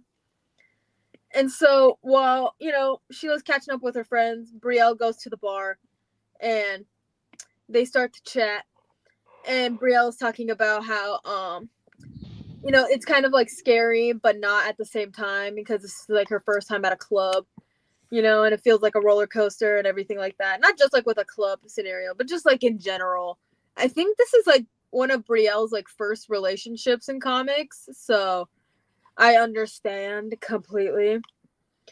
But don't worry. Cindy understands. It's all good. And keep in mind, she's used to all this drama and BS like this. But so she's used to it. It's fine. And we see in the background Aaron comforting Justin because, a lot of shit has happened in these past 2 issues, okay? But hey, Cindy's like, don't worry about it. But if anyone tries to mess with anyone here, the people that I like, yeah, I'm fucking their shit up, okay? Like, I don't believe in family, but I will fuck your shit up if you mess with the people that I like. Just remember that. She will do that. She's strong enough to do that. Trust. But guess what? Get some free root beer to Brielle, because why not? But guess what? We can't have any fun because remember that one Nazi villain from earlier with the sound thingy? Well, he's back. And he's like, right, Osterus, do you think you can leave me that easily?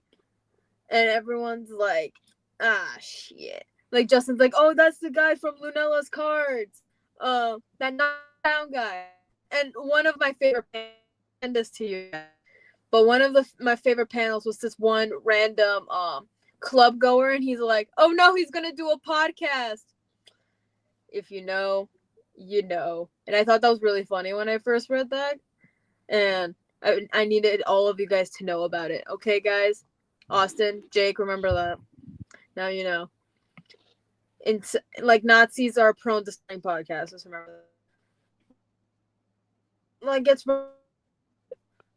and fuck my cleaning deposit.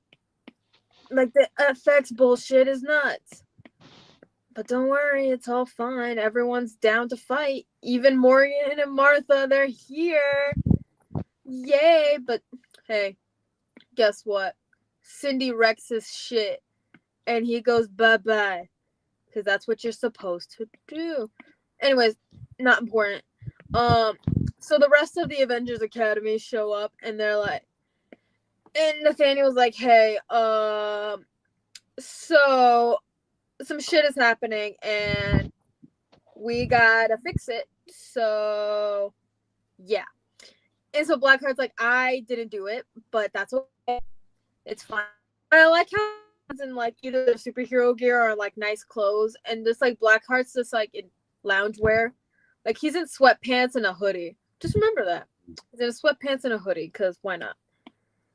But hey, they all go do their thing because they gotta save the universe. Unfortunately, Sheila's friends couldn't come along. It's okay, it happens. Maybe next time. Okay, Austin? Maybe next time. Your favorites will pull up. Okay? Cool. Anyways. So, they have to start cleaning. Everyone who got left behind, they start cleaning. And Kari's like, dang, sounds like the world's rolling on in. Like, what do we do? And can you switch to the next picture? So Cindy is like, oh, same as always. Grab a broom, crank the tunes, and keep on charging. Which, you know what? That's actually good advice. So just remember that. And that's where the issue ends. It was a pretty good issue. Unfortunately, we're not getting a new issue this week. But next week, we will be back. But don't worry, guys. I do got comics to talk about the next week. So stay tuned for that nonsense. Anyways, I love this issue. Cindy is probably one of my new favorite characters in this book. And I need people to cosplay her before you're like, why don't you? Motherfucker, look at me. If you see me in person, you know that ain't happening.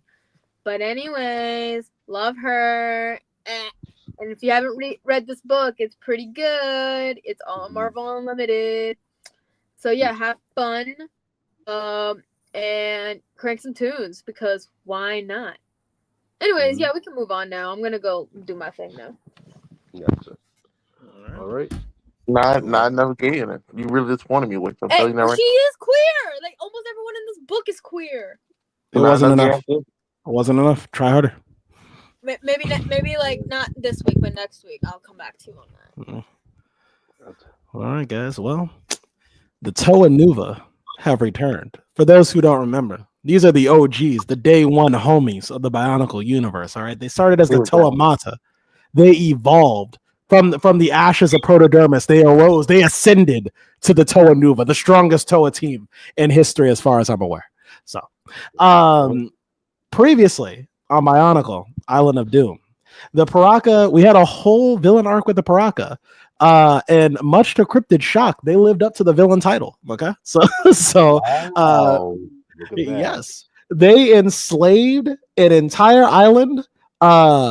First, they tricked them into being Toa. So as far as the whole island was aware, the Paraka were the Toa, but they were actually just dark hunters who all were color coded like Toa, which is why the confusion happened. And then they used enslavement spears, gathered everyone up in a little town square, and fucking massacred them on some Call of Duty No Russian shit.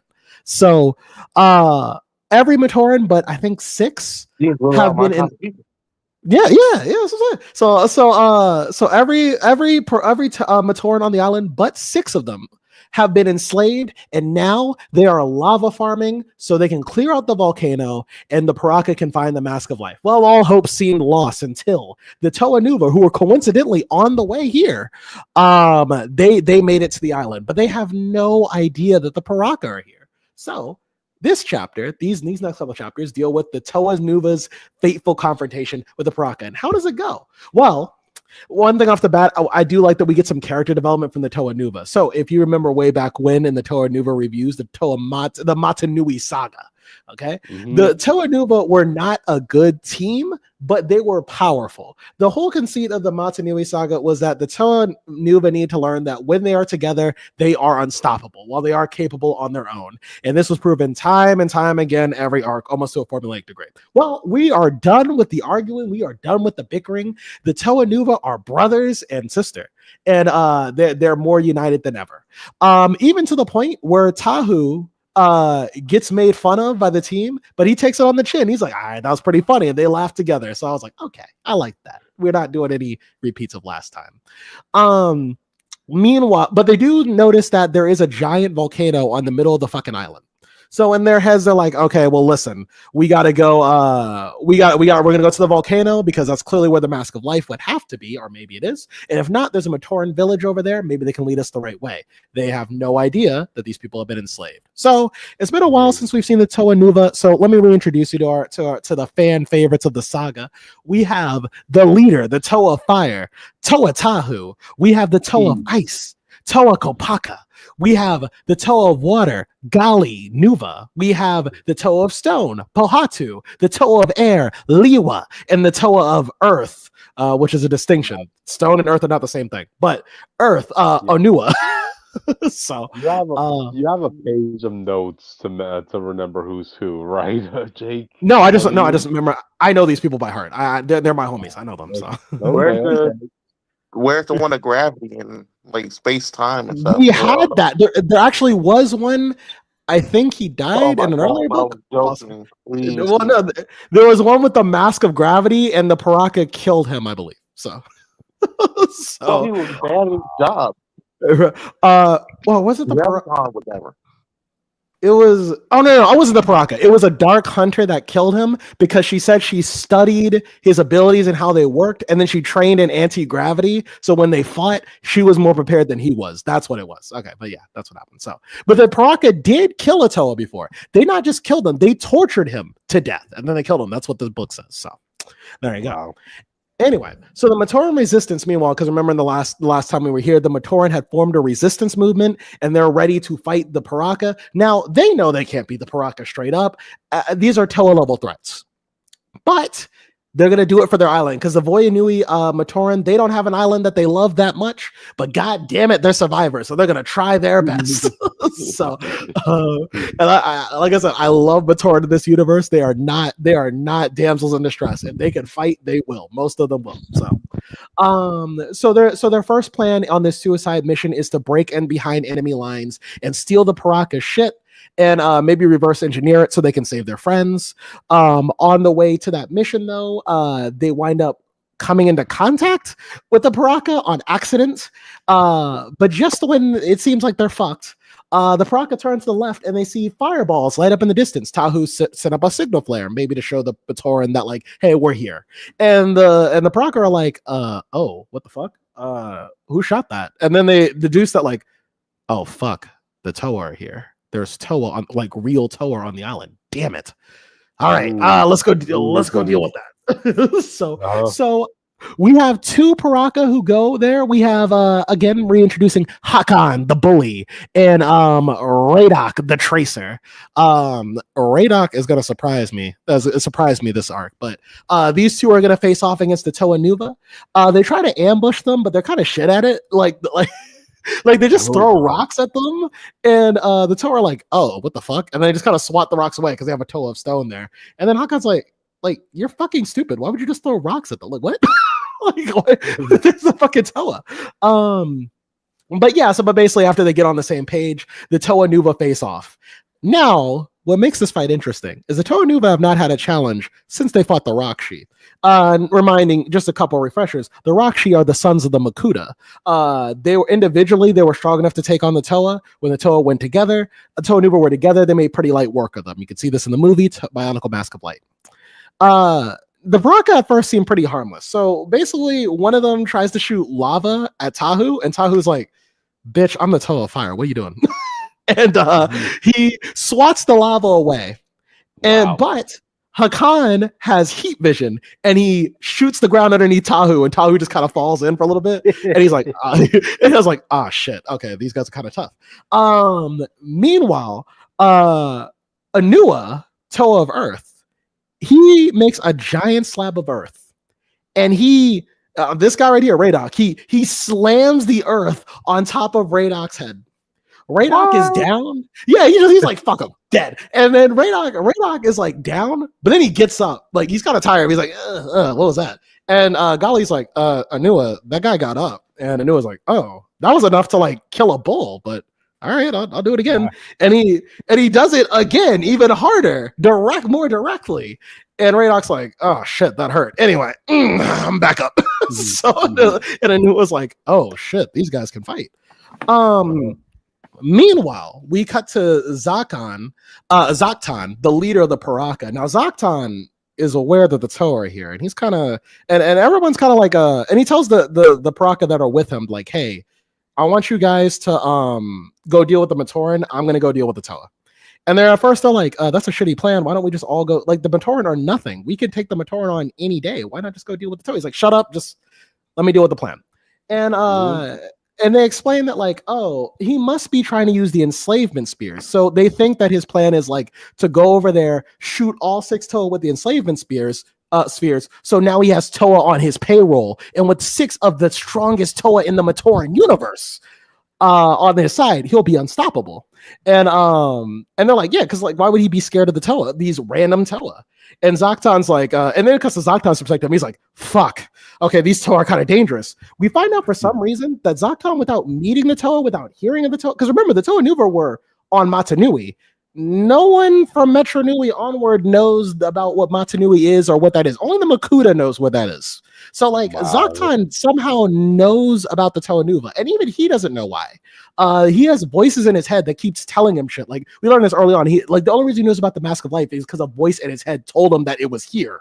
He didn't tell him where, but it just told him he was here. And now that same voice is telling him, hey, these Toa Nuva ain't nothing to fuck with. Don't play around with them, all right? These ain't your average Toa, okay? These are that guy. And he's like, all right, fuck. And so Zocton, we kind of found out that Zocton is very paranoid too, because he kind of goes down a spiral. He's like, all right, there's 6 Toa here. And but why are they here? How do they know there's a Mask of Life here? Maybe they're not Toa. Maybe they defected, because there was that one Toa named Nadiki who was in book 4. And Nadiki was a Toa who turned into a Dark Hunter. So maybe these Toa are Dark Hunters too, and they're after us. Or maybe they're not after us. Maybe they're after me. Maybe my own team made a deal with the Toa Nuva, and now they're betraying me. They're trying to get to me. It's about me. I was like, oh my god, chill out, dude. And so they really want to sell the dark side of this merchandise with that pitch, Jake. You know? Yeah. So, yeah, like I said, like the further we get into Bionicle, the darker these stories get, which I really appreciate because it engages you in the story. So, like Elseworld Batman type stuff. Where they're paranoid stuff, you get that better on him. Like, they're coming. I'm telling you, they're super powerful. You have to prepare. Yeah. So, but meanwhile, so the Toa pretty much like they're not winning, but they're not losing. Hakon eventually just gives it. Hakon's like, you know what, fuck it, Radok, you got it. I'm out of here, bro. I'm not fighting these fucking Toa. These people are something else. And he leaves. And Radok doesn't notice it. Radok goes up against Liwa, and I actually like this too, because Liwa's like, all right, listen, maybe you haven't heard, but we're kind of that shit, all right? We're the Toa Nuva. We beat the fucking Rakshi. And then Radok speed blitzes Liwa in the middle of that sentence, takes his sword, breaks it over his knee. He's like, Rakshi, I pick my teeth with Rakshi, bitch. Like, oh damn. So they go at it, and eventually Anua comes in, and he stops Radok from like seriously hurting Liwa. And then Radok realizes he's surrounded by, like, it's all 6 of the Toa. Like, all of them are versus him. He looks around and he's like, oh, Hakon left. Shit. And he turns back and he sees the 6 Toa. These Toa, the beater of the Toa who defeated Makuta, the Toa who defeated the Borok Swarms, the defeater of the Rakshi. He looks at these Toa and he's like, all right, who's dying first? So I was like, damn, this was going on. Now we cut back to him a bit later. We find out that Toa Nuva actually did beat Radok's ass, but they didn't beat him once. They didn't beat him twice. No, they beat him so many times they can't even count anymore. They're more tired than Radok is. We find Wow. out that Radok has a special power. He's on that Doomsday shit. He's got Doomsday's powers. Okay. Mhm. The more you defeat him, the stronger he gets. And he keeps getting stronger. So Tahu's like, all right, fuck. All right. Okay, this dude's kind of strong. Here's what we're gonna do. And he remembers that in an earlier fight that he had in a previous book, a trick he kind of pulled off. So he wants the team to do it together. And so the team grabs Radok, like they use their powers to grab Radok, send him high in the air, and then Lewa cuts off the air and like slams this motherfucker so hard back into the earth, it causes a mini earthquake. That's how much force they put into that shit. And like the dust is in the air, and the Torah are like, all right, we got him. And all of a sudden, they just hear this man laughing. They just hear the laughing of Radok, and then it leaves you thinking, this is one Paraka. They can't keep one Paraka down. There's 5 of them left. How are they going to take them on? So, yeah. And so I was actually, I'm really engaged. I'm really fucking with this fight. Again, this is, what I really liked about Bionicle so far is it's come so far from the early books. I said it in the retrospective. The Matanui saga is very formulaic. You can follow that formula to a T. It's like Toa and Nuva have a problem. They tackle it individually. They go on their individual adventures. They come back together. They don't like each other. They argue. One of them gets mind controlled. They come back. They free the mind control. When they come back together, fight the villain, they win. But ever since we left Matanui, these fights have been getting more and more complex, more and more nuances, especially when we got to Metronui and they started like experimenting with what the powers could do. Like the way they were using telekinesis in the Metronui saga was like really fucking cool. And it's no different here. Like the fights here are really engaging. They show off the characters, their personalities, and how they fight.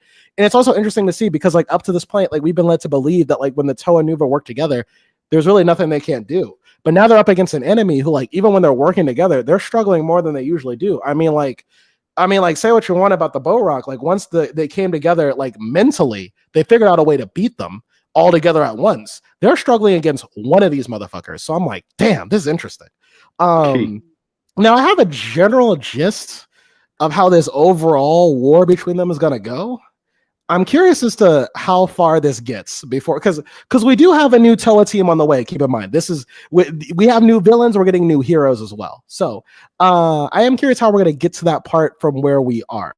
But yeah, I'm really enjoying this ride. The war between the Toa Nuva and the Paraka have begun, and I'm all here for it. So W chapter, W arc so far. Next week, I'm going to try to finish.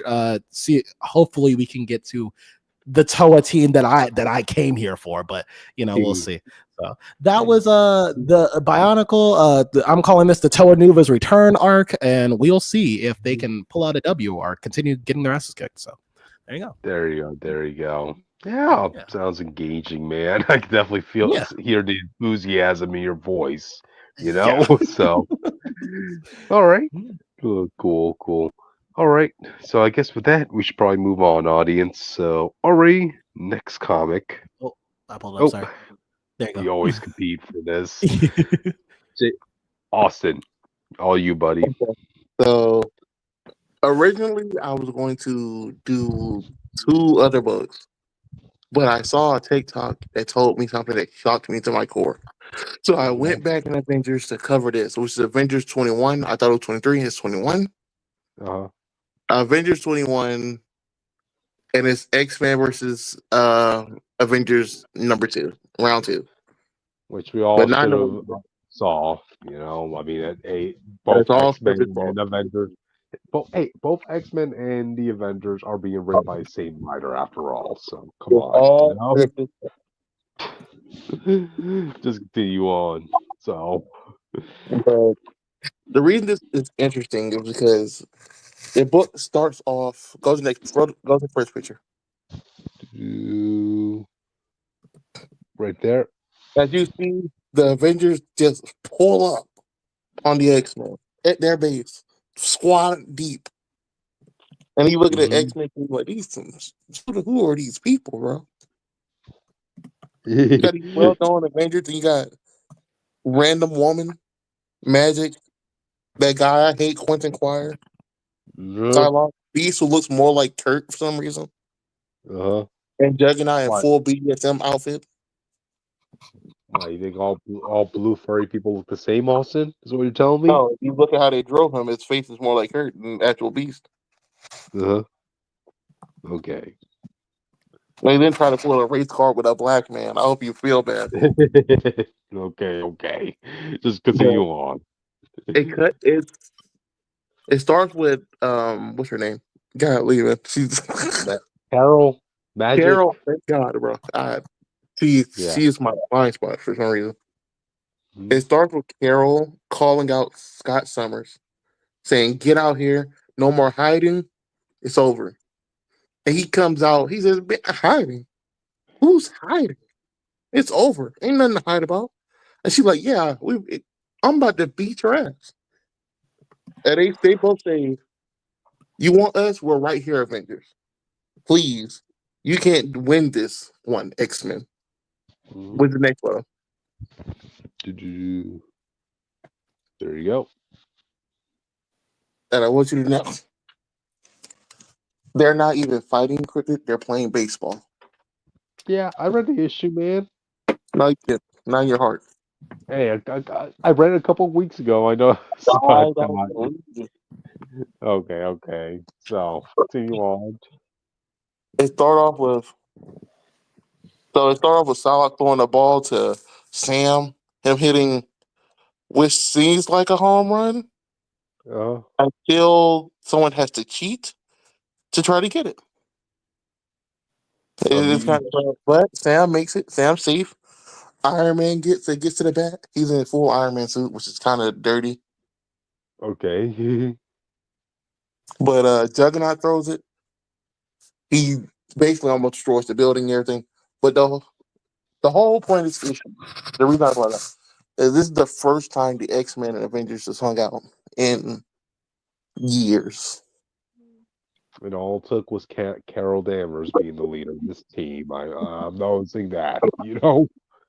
But that makes sense because Carol's the one with the most history with the X-Men.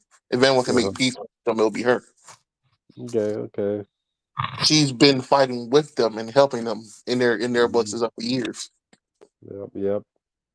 I mean, it's not like But Captain America ever discontinued a program in Shield that was going to eliminate every single mutant it's on not like Earth. the Yeah. X-Men told him about that or anything, So it's not like or he did that with them, Okay. Yeah. So, all right, continue on. But it cuts to them all eating together and talking, and you find out that the X-Men caretaker is Glob, I don't remember his name. Yeah, the The pink. X-Men dude, and Storm kisses him on his cheek, and it's gross. Uh, It's gross. I know.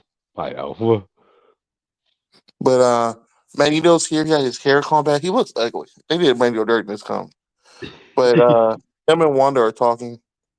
And she's like, "It kills me to see you like this in a wheelchair and all the other stuff." He like, "You should be happy you're not an X-Man. We going through it right now." Mhm. And Yeah, I mean, no, go ahead. it's weird. It's just him and Vision kind of bond for a minute. Quentin Mhm. Quire is being weird and messing with people as usual. You want this man out of the room, bro. Vision kind of put him in his place. Like, you better stop fucking around. All right, you don't. I might be as sensitive or whatever you want to call it, but I'm still that guy. Okay, your Right. psychology not gonna work on me. I'll rip your heart out. Uh-huh.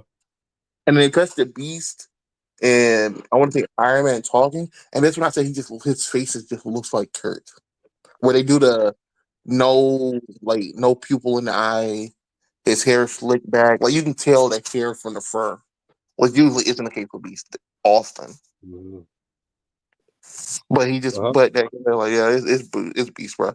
But they're all just enjoying talking to each other. They decided to put the Storm, who's the black woman, the Avengers, with the only other black woman on the X-Men team, who she doesn't know because they're black. The whole point of this, though, is that at the end of this issue, go to the next photo. Okay. Do-do.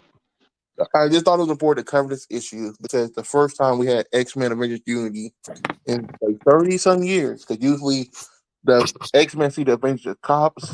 Carol's been doing a lot to stop that in general, Uh-huh. but They also back Scott on this thing. So Scott's saying the American government's come down on us hard. Can we count on the X-Men? I mean, on the Avengers. And she says yes. And I looked at her like, can you at least figure out the full situation before you say that? Yeah, yeah. Like, I get these are your boys, y'all. You've been through a lot with the X-Men and stuff. You're finally peace. But you can't just blindly jump in the situation because you don't know the full situation. Yeah, Yet, yeah. the American government being hard on Scott, yes, they are. But Scott also the guy who looked the guy in the face and said, "I don't need nukes. I have mutants. I could drop You compare Juggernaut. your own people to weapons of mass destruction, and you're worried and you're mad that the government, who is feels some type of way about a guy actively saying, I have millions of weapons of mass destruction." Yeah, guy who's literally married to an extinction level mutant. You know, So so mutant has caused extinctions on multiple planets. yep, yep. There you go. But this is a good feel. This is a feel good moment for a Avengers fan of X Men fan. All it took was a writer to be writing both. Hmm. Do I think the Cap should have got this moment? I think so. I do agree he should have got this moment Hey, because I if think any it character, makes sense for Carol because her history with the X Men, her history with Scott Summers specifically, her being to make peace with the current team of X Men makes sense. She has a lot of history with all these people. But Captain America, Steve Rogers, is the one who needed this moment because X Men go off their way to try to frame Steve as a bad person. Yep. And hey, let's not forget, man. If there's any character who should be playing baseball, I mean, what's more all-American than with baseball than Captain America? You know. So. Football. Well, get him on the football field, okay? Give me superhumans playing foot. Imagine you give the See, ball to Juggernaut, he's running down the field and he's unstoppable. And then yeah, Cap and Hulk stops him and they tackle him right down. yeah, Okay? yeah. That's Cap- what we need. Steve, Stop Steve using grew up. baseball as America's sport. Give me Steve, mutants and heroes playing yeah. football. Hey, Steve grew up with baseball. That's his sport. So there you Yeah, go. but we moved a long way from baseball being the dominant sport. So yeah, just be with the Hey, times, bro. They haven't been America's keep, keep, pastime in about 50 years, bro. Right. keep this in mind, Jake. Steve had an autographed baseball with Babe Ruth's signature on it. Listen, that's Until good for that, Steve, but that's not today, bro. All right, mm, Just how because the he Avengers likes baseball doesn't mean he wouldn't be willing to play football, okay? and not even football, like basketball, bro. LeBron Let's James, not put him on top of that. How put him on? who's the LeBron James of the Avengers, bro? We gotta ask ourselves. mm, It's gotcha. probably Tampa, but that's not even being racist. He's known to play basketball. Damn, bro. Gotcha. But it's My just bad. a feel good moment. We don't get these often, Yeah. and this is probably gonna be broken the next time a new writer comes in anyway. So I wanted to Mm-hmm. call this out, let people enjoy this moment of Cool. peace between the two teams. Cool. Yeah, it was so it would have been so easy the temptation of making this a whole event, another event like X-Men versus Avengers round three, but yeah, the writer decided to do something different and made a harmony moment instead. A single Yeah, issue basically. imagine heroes actually liking each other. It's insane to me. Yep. So there we have it, audience. X-Men and Avengers Unity right here. So alrighty then. I guess for that we should probably move on unless you have any final thoughts, Austin. No. How dare you? Gotcha. He said awesome. They talked over my Sonic topic. I'll Yeah. have you know. I I'm think gonna talk about Sonic. I think North Star should be in this book just to get embarrassed.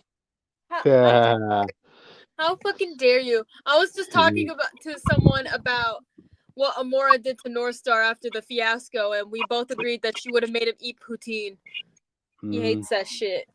That's canonical. Gotcha. But anyway, guess with that we should probably move on. So, all right, let's move on to the next book, audience, and we're talking about the Miles Morales and Deadpool crossover, Pools of Blood Part Two, audience. Hey, yay! In case y'all need a recap, Deadpool and Ellie were hired to assassinate Miles. Instead, they ended up capturing his clone instead. You know, the one that looks like Miles, but, jacked up like a Hulk, you know? But Well, I get that Deadpool is still doing his merchandise stuff, but wouldn't Deadpool at this point not be going after the superheroes? The people he knows they're the superheroes. but the thing is, like they even stated, right now their business is struggling financially, so they're going to have to take whatever job they can to get the most amount of income, which And includes imagine having him trying to to look pay Peter and I after everyone. catching his young black friend. Well, in Deadpool's defense, you'd be like saying, "Well, what's one less spider person in the world nowadays?" I mean, come on, there's like a whole universe of them at this point. So, yeah, I guess that's how Deadpool would see it at least. But yeah. Long story short, the real Miles comes in, and even though Deadpool already had a change of heart and was thinking of like, I'll just put some of my blood on this clone Spider-Man suit and then give him over to the buyers, and then I'll break him out afterwards, after I collect the check. So all good, all good. But all Miles saw was that Deadpool was putting blood all over his brother's body, and his brother has a gunshot wound in his arm. So yeah, fight happening, fight happening. Um, Miles pulls out his energy sword, and it goes as you expected. Miles, given the fact that he's like in his god mode right now, as opposed to Deadpool and Ellie, who have a weakened healing factor right now. So yeah, that Miles is basically kicking both their asses. But in the midst of the fight, Miles's energy Venom Blast collides with Ellie's cell phone. Keep in mind that cell phone is a device she uses to teleport, right? So things go haywire on this. Oh, but before we get to that, right, I want to bring this up. We did get like a little flashback of what Miles was doing before Deadpool and Ellie were trying to assassinate him. You see him talking to that, what is it? That spider god, that is left behind from that crossover he had with Black Panther. We do get. I'll show up an image of him. Here he is, audience. This is what he looks like. He's basically playing the part of Jiminy Cricket here for Miles. Yeah, yeah. Oh, What was that? Say it again. it feels like he's playing the part of Jiminy Cricket for Miles. He's just literally on his shoulder talking to him, and giving him advice, this and that. Why did they draw him like that? This is how I don't know. You ask the This has artist, never man. been how he's been drawn. Really? I give you my word, he has never looked like this.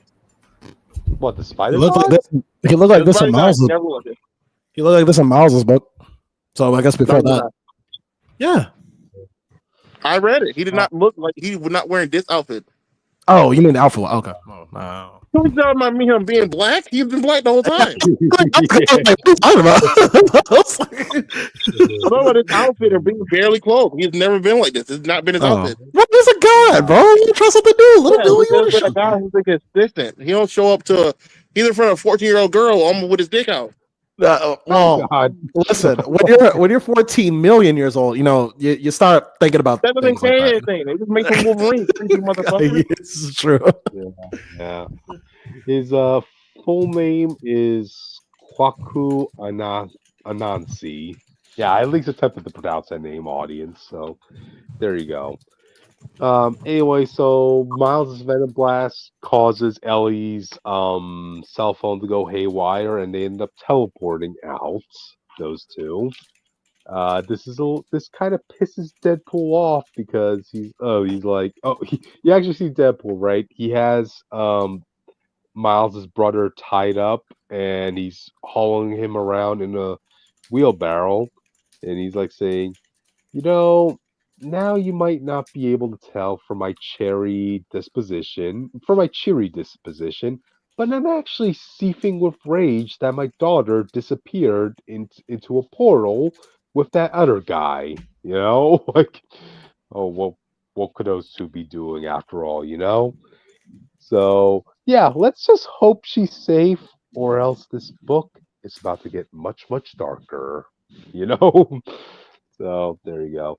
But we end up finding out where Ellie and Miles do land, which is Deadpool's hideout. Where his business is being kept, this and that. They have a little heart to heart moment. Miles kind of has like a little better understanding of Ellie's situation. He knows what it's like to bear the responsibility of continuing off the legacy of someone else, despite it being a mask that is a damn heavy mask to carry. So there you go. But the real cream of the crop of this moment was who else is in this building with Ellie? Princess, audience. And Princess comes in. She's like, I don't know why, but I just, for whatever reason, I want to rip this spider person's body apart. Just so yeah, because remember, Princess is a Carnage symbiote, audience. So yeah, she came right out of not just Deadpool's DNA, but Cletus's DNA. So yeah, we're gonna have a full blown fight between Princess and Miles in the next issue. The reason they want to rip apart is because of the whole. You remember the Carnage Miles event? I forgot all about that. Oh wait, are you talking about Absolute Carnage? No, they had their own personal event a while back. Oh, okay. It was like right before the Princess was made. Oh, okay. Yeah, I don't know what happened there. So, I mean, I would just think this is more of like Princess. She just doesn't like spider people.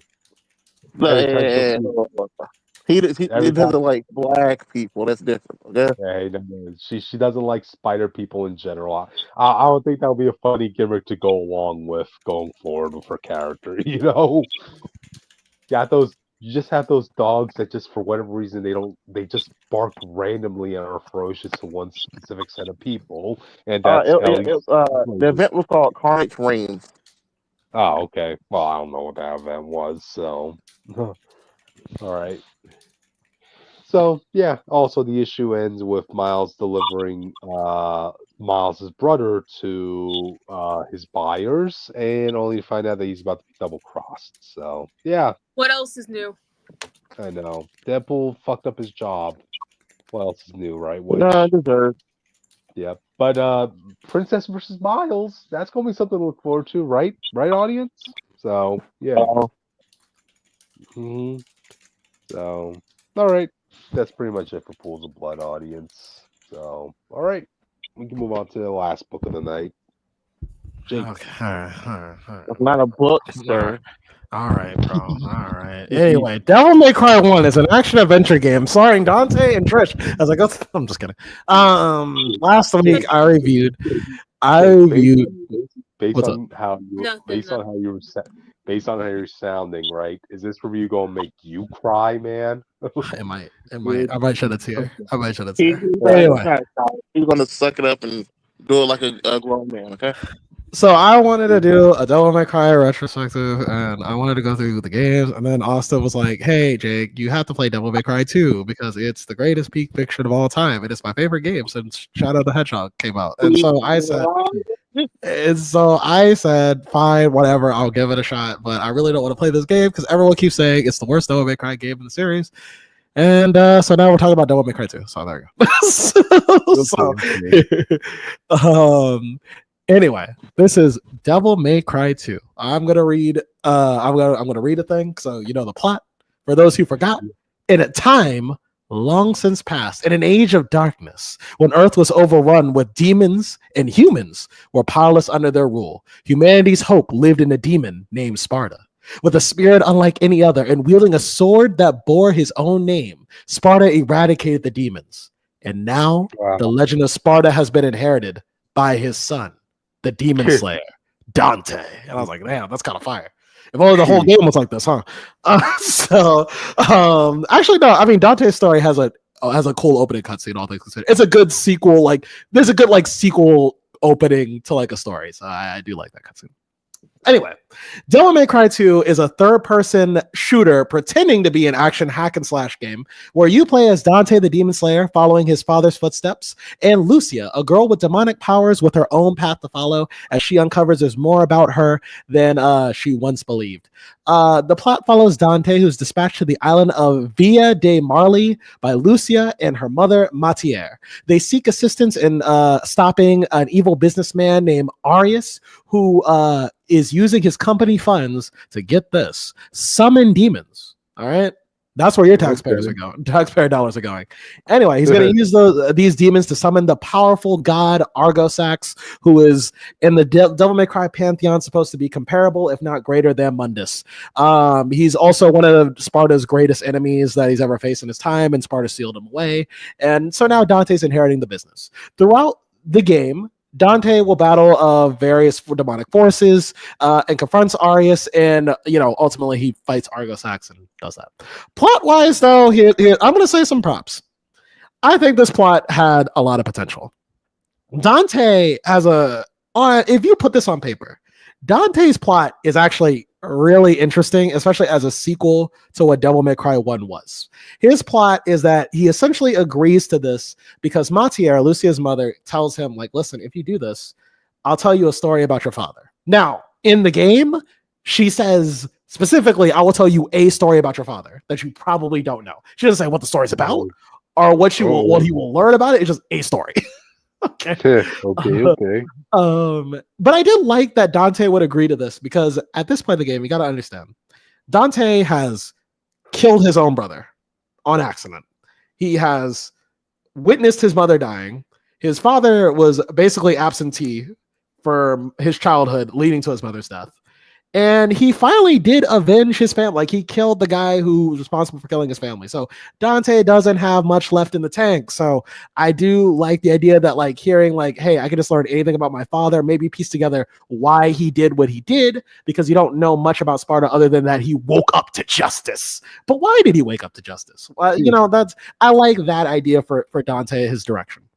Meanwhile, you also have Lucia, who I was too lazy to pay. Honestly, I just beat the game like an hour or two, like right before the podcast. I did not care enough to get her. But you have Lucia's story, who actually is interesting in and of itself as well, because Lucia's story is that she was raised in the island of I'm not gonna say its name, I'm gonna fuck it up. We're gonna call it the island of V, by her mother, and she wants to fight back against Argosax, like the artists and the demons and all that. And then she finds out that actually she is a demon. You're like, oh. And not that she's a demon, she actually is a genetic clone of another person, essentially. Wow. So that's kind of cool. Okay, interesting. And when you put all that on paper, as I described to you, it does sound like a cool story. Too bad this story is such a fucking mess. It's so terribly cold. You get so you can play as Dante and Lucia. They both have their individual stories. The order you really should play it, the game once you play it, is you play Dante's story and then go back and play Lucia's. The order you should play it is play Lucia's story and then play Dante's, because it first off, the final battle is more interesting if you play as Dante's. Lucia's story is such a fucking mess. Even though it's supposed to explain more about Lucia's character, you get the same information in Dante's story and it's less weird to watch. It's less jarring to watch. So you might as well just play Dante's story by itself. But I play both. Lucia's gameplay is different from Dante's. Instead of guns, she relies on knives. She has short daggers and everything. But her combos, I could not figure them out for the life of me. So I wound up just doing basic combos with her. She's not as interesting to fight with Dante. I got a little bit of it, but it was all right. When you go, but Dante is much better to play. Dante uses guns, which has a lot more kick to it. He has Ebony and Ivory, which have been buffed significantly in this game. In the last game, Ebony and Ivory were they were cool guns, but they were usually used to extend your combos. They weren't guns that you would just use to fight random enemies. You would use your double trigger, or you would use your secondary weapons or something like that, other weapons that you get. Like the grenade launcher, for instance. In this game, Ebony and Ivory can basically kill any enemy you want with enough patience and time. You also get a rocket launcher in the game. You get a shotgun in the game, and you also get 2 other swords as well. So Dante is actually pretty fun to play. His combos, for some reason, are different than they are in Devil May Cry 1, which was really jarring because I remember trying some of them out and like the ones I learned, and they're not in the game, which was really annoying. So oh, he can't swing the blade like he used to. listen, I just like he just be better. How about that? How about you just be consistent? Be consistent. Don't be shitty. Sounds like you make him feel better. Okay, you'll do better before. Well, by the time I got through with it, Dante's combos were like I made it work for me. It was probably not the best one, but I made it work. Okay. And so in terms of we also have things I do like about this game. I want to get over the movement is actually pretty fun. In this game, they make Dante and Lucia move like they're characters from the fucking Matrix. Basically, so you have like the double jump and all that stuff, but you also they have different animations depending on what you're doing. They have context sensitive animations. So you have you can dual wield pistols as Dante, and he shoots on the ground too. And if you're shooting enemies as well, and you aim, and you also use a control stick and aim it back, you can shoot at two enemies at the same time, one in the front and one in the back, which I thought was like really fucking cool when I figured that. I thought that was like fucking dope. And then there was one too where you jump in the air, and if you shoot in the air, Dante will pile drive with he will dive down with the guns and shoot like on the way down. It was actually kind of a cool thing. In addition, you can run up walls, or if you're running alongside a wall, you can if you're running like next to a wall, you can run alongside it and jump off and hit an enemy from there. And you can do the same with Lucia, only like hers is less interesting because the knives are just less fun to play with. But the movement in the game is like really solid, really good foundation. And the enemies that you fight, though, the bad thing is that they're all terrible. Like they're all like god awful enemies to fight. And I don't mean that as in they're hard. I mean like they're not responsive. Wow. Devil May Cry 1 was on Melee Island, a enclosed space. So you would have to get hit. If you're not careful, you will get hit by enemies. And even when there were outdoor areas, the enemies you would fight are equipped to fight you outdoors. So you still have to pay attention. I was watching when I was playing this game tonight. I was watching Suits LA with Austin over here, mid show so far. Hopefully it gets better. There was a boss fight going on. The game was so easy. I was watching the show and half looking at the boss just to make sure I wasn't dying. And I beat him on my first try. Okay. Whoa. Yes, Whoa. that's how terrible the boss fights are. There's one boss fight actually that I actually thought was gonna be really cool. When Dante first runs into artist, whatever his name is, and it's this fire demon, and he comes out to like stop Dante, and he does this cool intro sequence, and the music swells, and he does this like cool, like he explodes with like power and all this shit. They're like, yes, this is what I wanted. And and the cutscene starts, and he charges at me, and he knocks me off my feet. And I'm like, oh my god, he's giving me something to fight. And then for the rest of the boss fight, he just does the same dodgeable move over and over and over again to the point. You're surprised that you're surprised at a spammer in this sort of content, man? Yes, because that's not what Devil May Cry was. Devil May Cry 1 and the subsequent games, the boss fights actually are engaging. Remember when I told you about Nightmare and all the shit I had to do just to beat him? Yeah. Hated it. But at least he was fighting me, okay? Phantom, and that boss fight. Phantom is like an easy boss, but if you're as long as you're not spamming, he blocks you if you get too close. You can try to shoot at him, but eventually he's gonna block that as well. He shoots projectiles at you. He'll stab you if you stay too close to him. Like he responds to you. He has different things depending on what you do. Griffin, again, he shoots different lasers at you. He comes at you in the air, all this other shit. He has different ways of fighting you. And Nilo, Angelo, oh my god, it's like you're fighting another Devil May Cry player. Like that's how he fights. He fights you like he's a better player than you. In this game, bosses have one thing they like to do, and they do that. That's pretty much it. There are exceptions.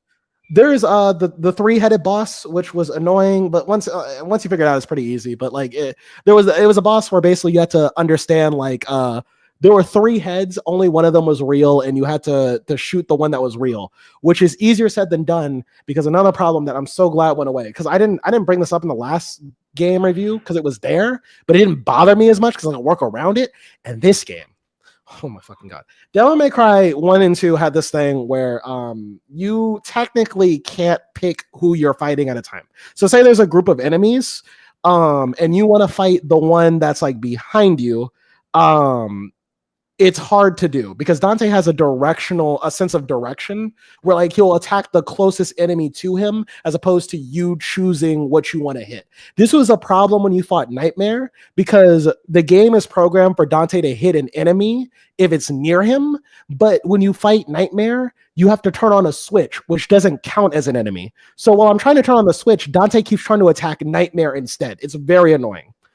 In this game, that's almost every encounter I have where I'm trying to hit something specific, but Dante or Lucia will attack something else, and it pisses me off.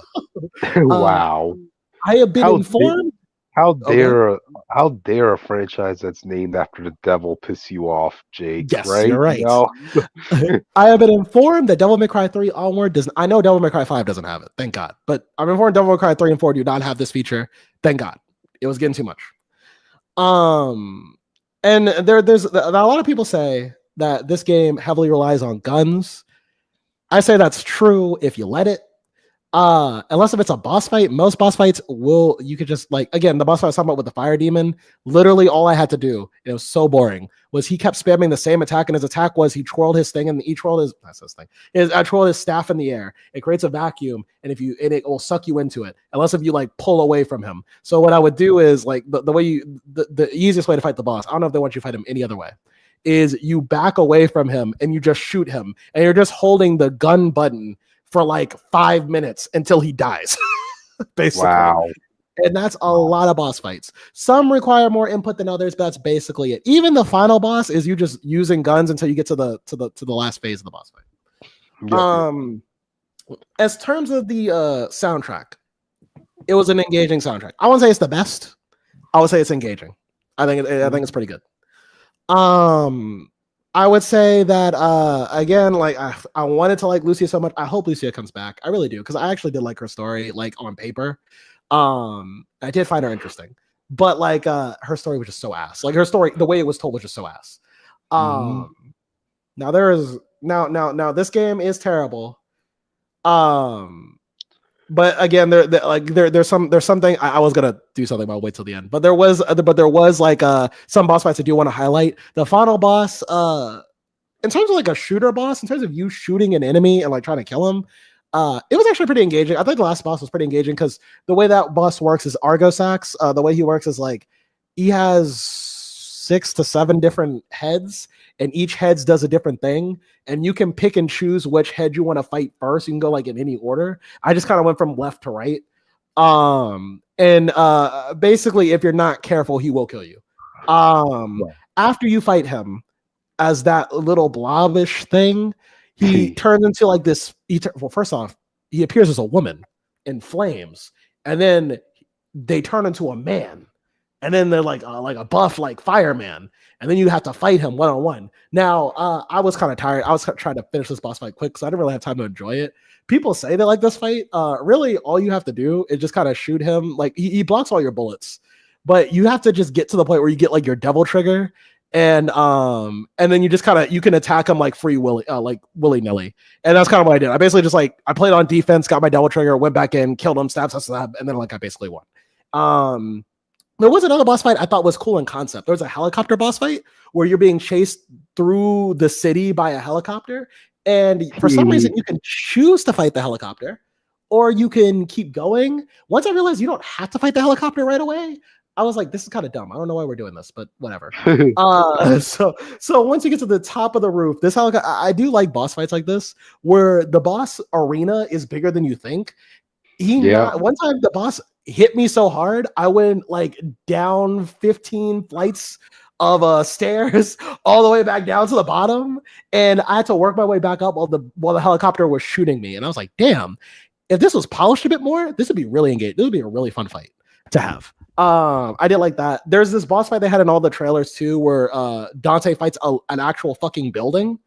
A building gets infested by demons, and so the demons like make a body out of it, and Dante has to fight it. On paper, that sounds fucking dope. It was not that great, unfortunately. So, anyway, so our story ends with Dante has this big fight with this with Artis, and by big I mean it wasn't Arius. I'm sorry. And Arius boss fights kind of suck, even though he's the main villain, except for one fight with Lucia, all of his fights suck. He had, because what his boss fights are is he sits there, he sends enemies after you, and you have to ignore them and beat the dog shit out of him. And it's funny because he does shit like he sits on his desk and watches you fight, but you can combo him while he's at his desk, and it looks really stupid. So, wow. You can combo him off the desk, and then like later, like when Dante confronts him, and again he's just a guy, so I guess that does make sense. Like you can't really fight, but he just summons hordes of demons at you, but you can just run through them and fight Arius himself. But again, the only reason that boss fight is frustrating is because, like I said before, the directional inputs for Dante. I want to hit Arius, but there's a demon behind me, so Dante hits the demon instead of Arius the boss. It's frustrating. But eventually you do beat Arius, and admittedly one of the greatest cutscenes I love Devil May Cry plays, where Arius up to this point, for some reason he was played as this like normal businessman guy, like this generic evil businessman. For some reason, in this cutscenes, in this boss fight, he has lost his fucking mind.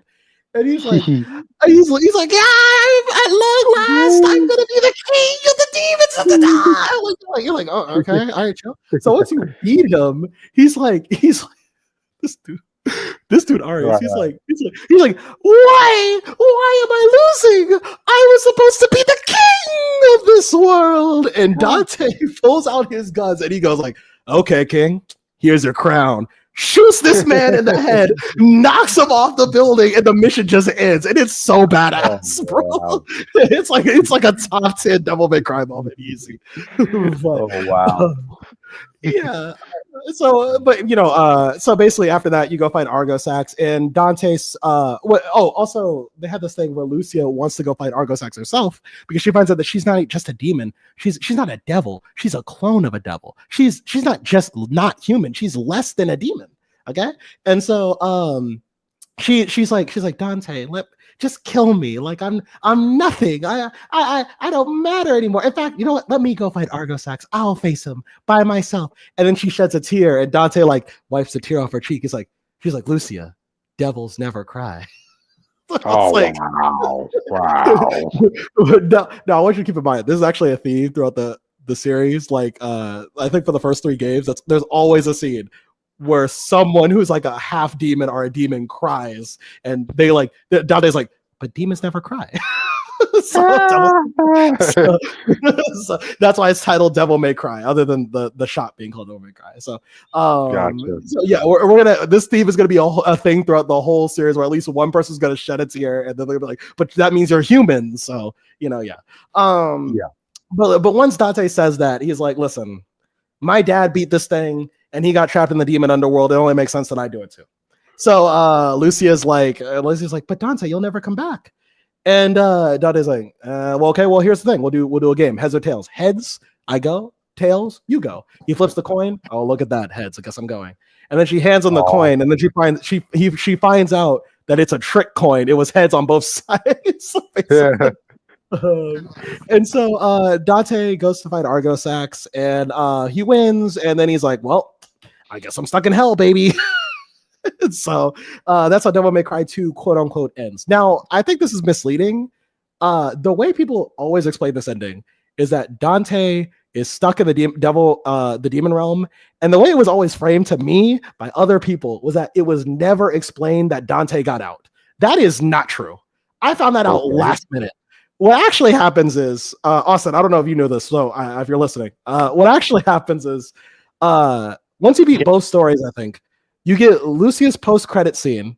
Lucia's in Dante's shop, and she's like, oh, well, Dante's still gone. And then she's like, she has the coin, and she goes like, but Sparta was never trapped in the demon world either. And then, and then Dante pulls up on his motorcycle. So it was explained that Dante did break out of the hell long before Devil May Cry 3 even came out. And I looked this up too, because I was like, there's no way that people just didn't know this. So I looked this up online. There are people who are like, people were confused because they didn't know that. I guess people didn't beat Devil May Cry 2, I guess. But they thought. But originally the game was marketed as the end of Devil May Cry series and stuff too. So people throw it out there like mines. Like this was for the end of the road. Every other game was the lead up to this before 5 came out. So it's more like people didn't like the game, but they didn't like recheck any facts about it. They just been saying the same stuff over and over again. Oh, okay, I see. Yeah, so lost to time shit. Okay, I see. But Dante does canonically make it out of hell. So at the game, so that explains why in Devil May Cry 4 he's back. Because that's right, people. Devil May Cry 3 is a prequel. Because this game was so bad, they said we gotta scrap this shit. Start from the beginning, start fresh. So what can I say about Devil May Cry 2? It is as awful as people say. It's hopefully the worst Devil May Cry game in the series. It does have some redeemable moments and some things I do like to see back. I do kind of hope they keep the movement system from this game to some capacity. I know. Another thing in this game that some people didn't like, but I liked it in concept. All the upgrades you get from Devil May Cry 1 are in this game, like the movement upgrades. So I was like, oh, that's cool. Another thing I didn't like, I want to bring up as well. Devil May Cry 1 had upgrade system where like your combos mattered. Like you could upgrade you could buy combos, you could buy like powers and all this other shit. And it was really in depth, and it really and you probably on your first playthrough wouldn't have enough to upgrade them all. So you had to choose the type of Dante you wanted to play as, and that Dante is the right answer to that is always get air raid immediately. But other than that, Devil May Cry 2 oversimplified that for some reason. I guess they didn't have time. You don't buy combos in this game. You just upgrade your weapons, and that's it. And I thought that was pretty lame. Each weapon can only be upgraded 3 times, but it's very expensive as shit, so you definitely won't be able to upgrade on your first time as well. And so, but it was kind of like I kind of felt no joy in upgrading my weapons. It's kind of like, I guess this is like, and it's just like you press a button and it just upgrades. There's no animation for it either, so it's just kind of like, whatever. Oh, also your devil trigger can be upgraded as well, just differently. Throughout the game, there are these light orbs that like Dante and Lucia can get, and they give them powers like fire powers, electricity powers, and all this other shit. And you can get amulets too that give them like abilities like in your devil trigger you can heal, which I didn't understand because in the first game your devil trigger healed you on its own, so I don't understand why Dante can't do that anymore. But whatever. But everything is more expensive and everything's more like kind of like a collection grabby, which I didn't like as much. Also the secret missions in this. So in Devil May Cry 1, there were optional secret missions. These missions in the game were fun puzzles, challenges for people who wanted a little bit more of the experience. You beat a challenge and you got a blue orb, and this upgraded your health. There were platforming challenges. There were challenges where you had to beat enemies in a certain way, like make enemies kill themselves instead of you killing them. That type shit. In this game, I guess they didn't have time. In this game, all the secret missions are just kill a bunch of enemies and you get the blue orbs. They're so fucking easy. It's kind of pathetic. So sounds like they just want to go back to basics as well. It's not well. Actually, from what we understand, the story of this game, no one can get a solid history lore of like the development for this game. What we do know is this game was rushed to hell and passed on between different developers until it finally got to the original developers of Devil May Cry 1, and they were like, "Shit, we can't fix this." So the game kind of came out a fucking broken mess. Also, things that changed too was Dante's personality, which they explained it after you got to Devil May Cry 4, but Dante is very like dour in the game. In the first game, Dante is like focused and serious, but he is very jokey. I mean, like one of the banter he has with the Griffin is like flock off, Featherface, or how about I come down here and show you who I am, shit like that. Like that's the kind of guy Dante would talk. In this game, Dante is so fucking like mopey for like no reason. So it is because. So the idea was that they wanted a more because it was supposed to be Dante's the cool. He's an anime cool guy, so they wanted him to be like the edgy, distant, cool anime guy. And sometimes it works, but he doesn't talk as much. And Dante is a talker, so when he's not talking, he's boring. But he's more of an action speak louder than words type guy in this game, which I can see the appeal. Once Devil May Cry 4 came out, they explained that the reason Dante was like this was because he was depressed about all the shit that happened up into his life at this point. And by the time Devil May Cry 4 happened, he just got over it. And that's why he's back to his usual self and even more jokier. So there is a lore explanation for it. So that said, Devil May Cry 2, it's a mess of a game. It's as bad as people say it is. I don't recommend playing it, but if you want to, get the Devil May Cry collection, so at least you have Devil May Cry's 1 and 3 special edition. You can play that. Next time on Devil May Cry, I don't know if I can beat this game in a week. I know this game is hard as balls, but it is the peak, I've been told. It is the peak cinema of Devil May Cry. And I know from the story, top tier. The gameplay, I've been told, is top tier. Ladies and gentlemen, it's Dante versus his evil twin brother. Oh my god! In Devil May Cry 3, the prequel to Devil May Cry 1. So, you know. Jerry. And I'm telling you right now, next time we come back to Devil May, I don't know if it's going to be next week or the week after, but I'm going to be quoting Virgil a lot because this man, Virgil, his brother, he got some quotes, bro. He has quotes that make Thanos blush, okay? I'm just saying. Ooh, I love quotes that would make someone blush. Yes, there you go. But yeah, so yeah, that was Devil May Cry. Yeah, it was bad. Yeah. Gotcha. All right, audience. We got through all the books of the week. Yes. We never explained this, Cryptid, and I guess shout out to the audiences that stayed around. The reason that Norman is crying in here is that he's not actually crying. That's a meme people made of him. I knew it. Yeah.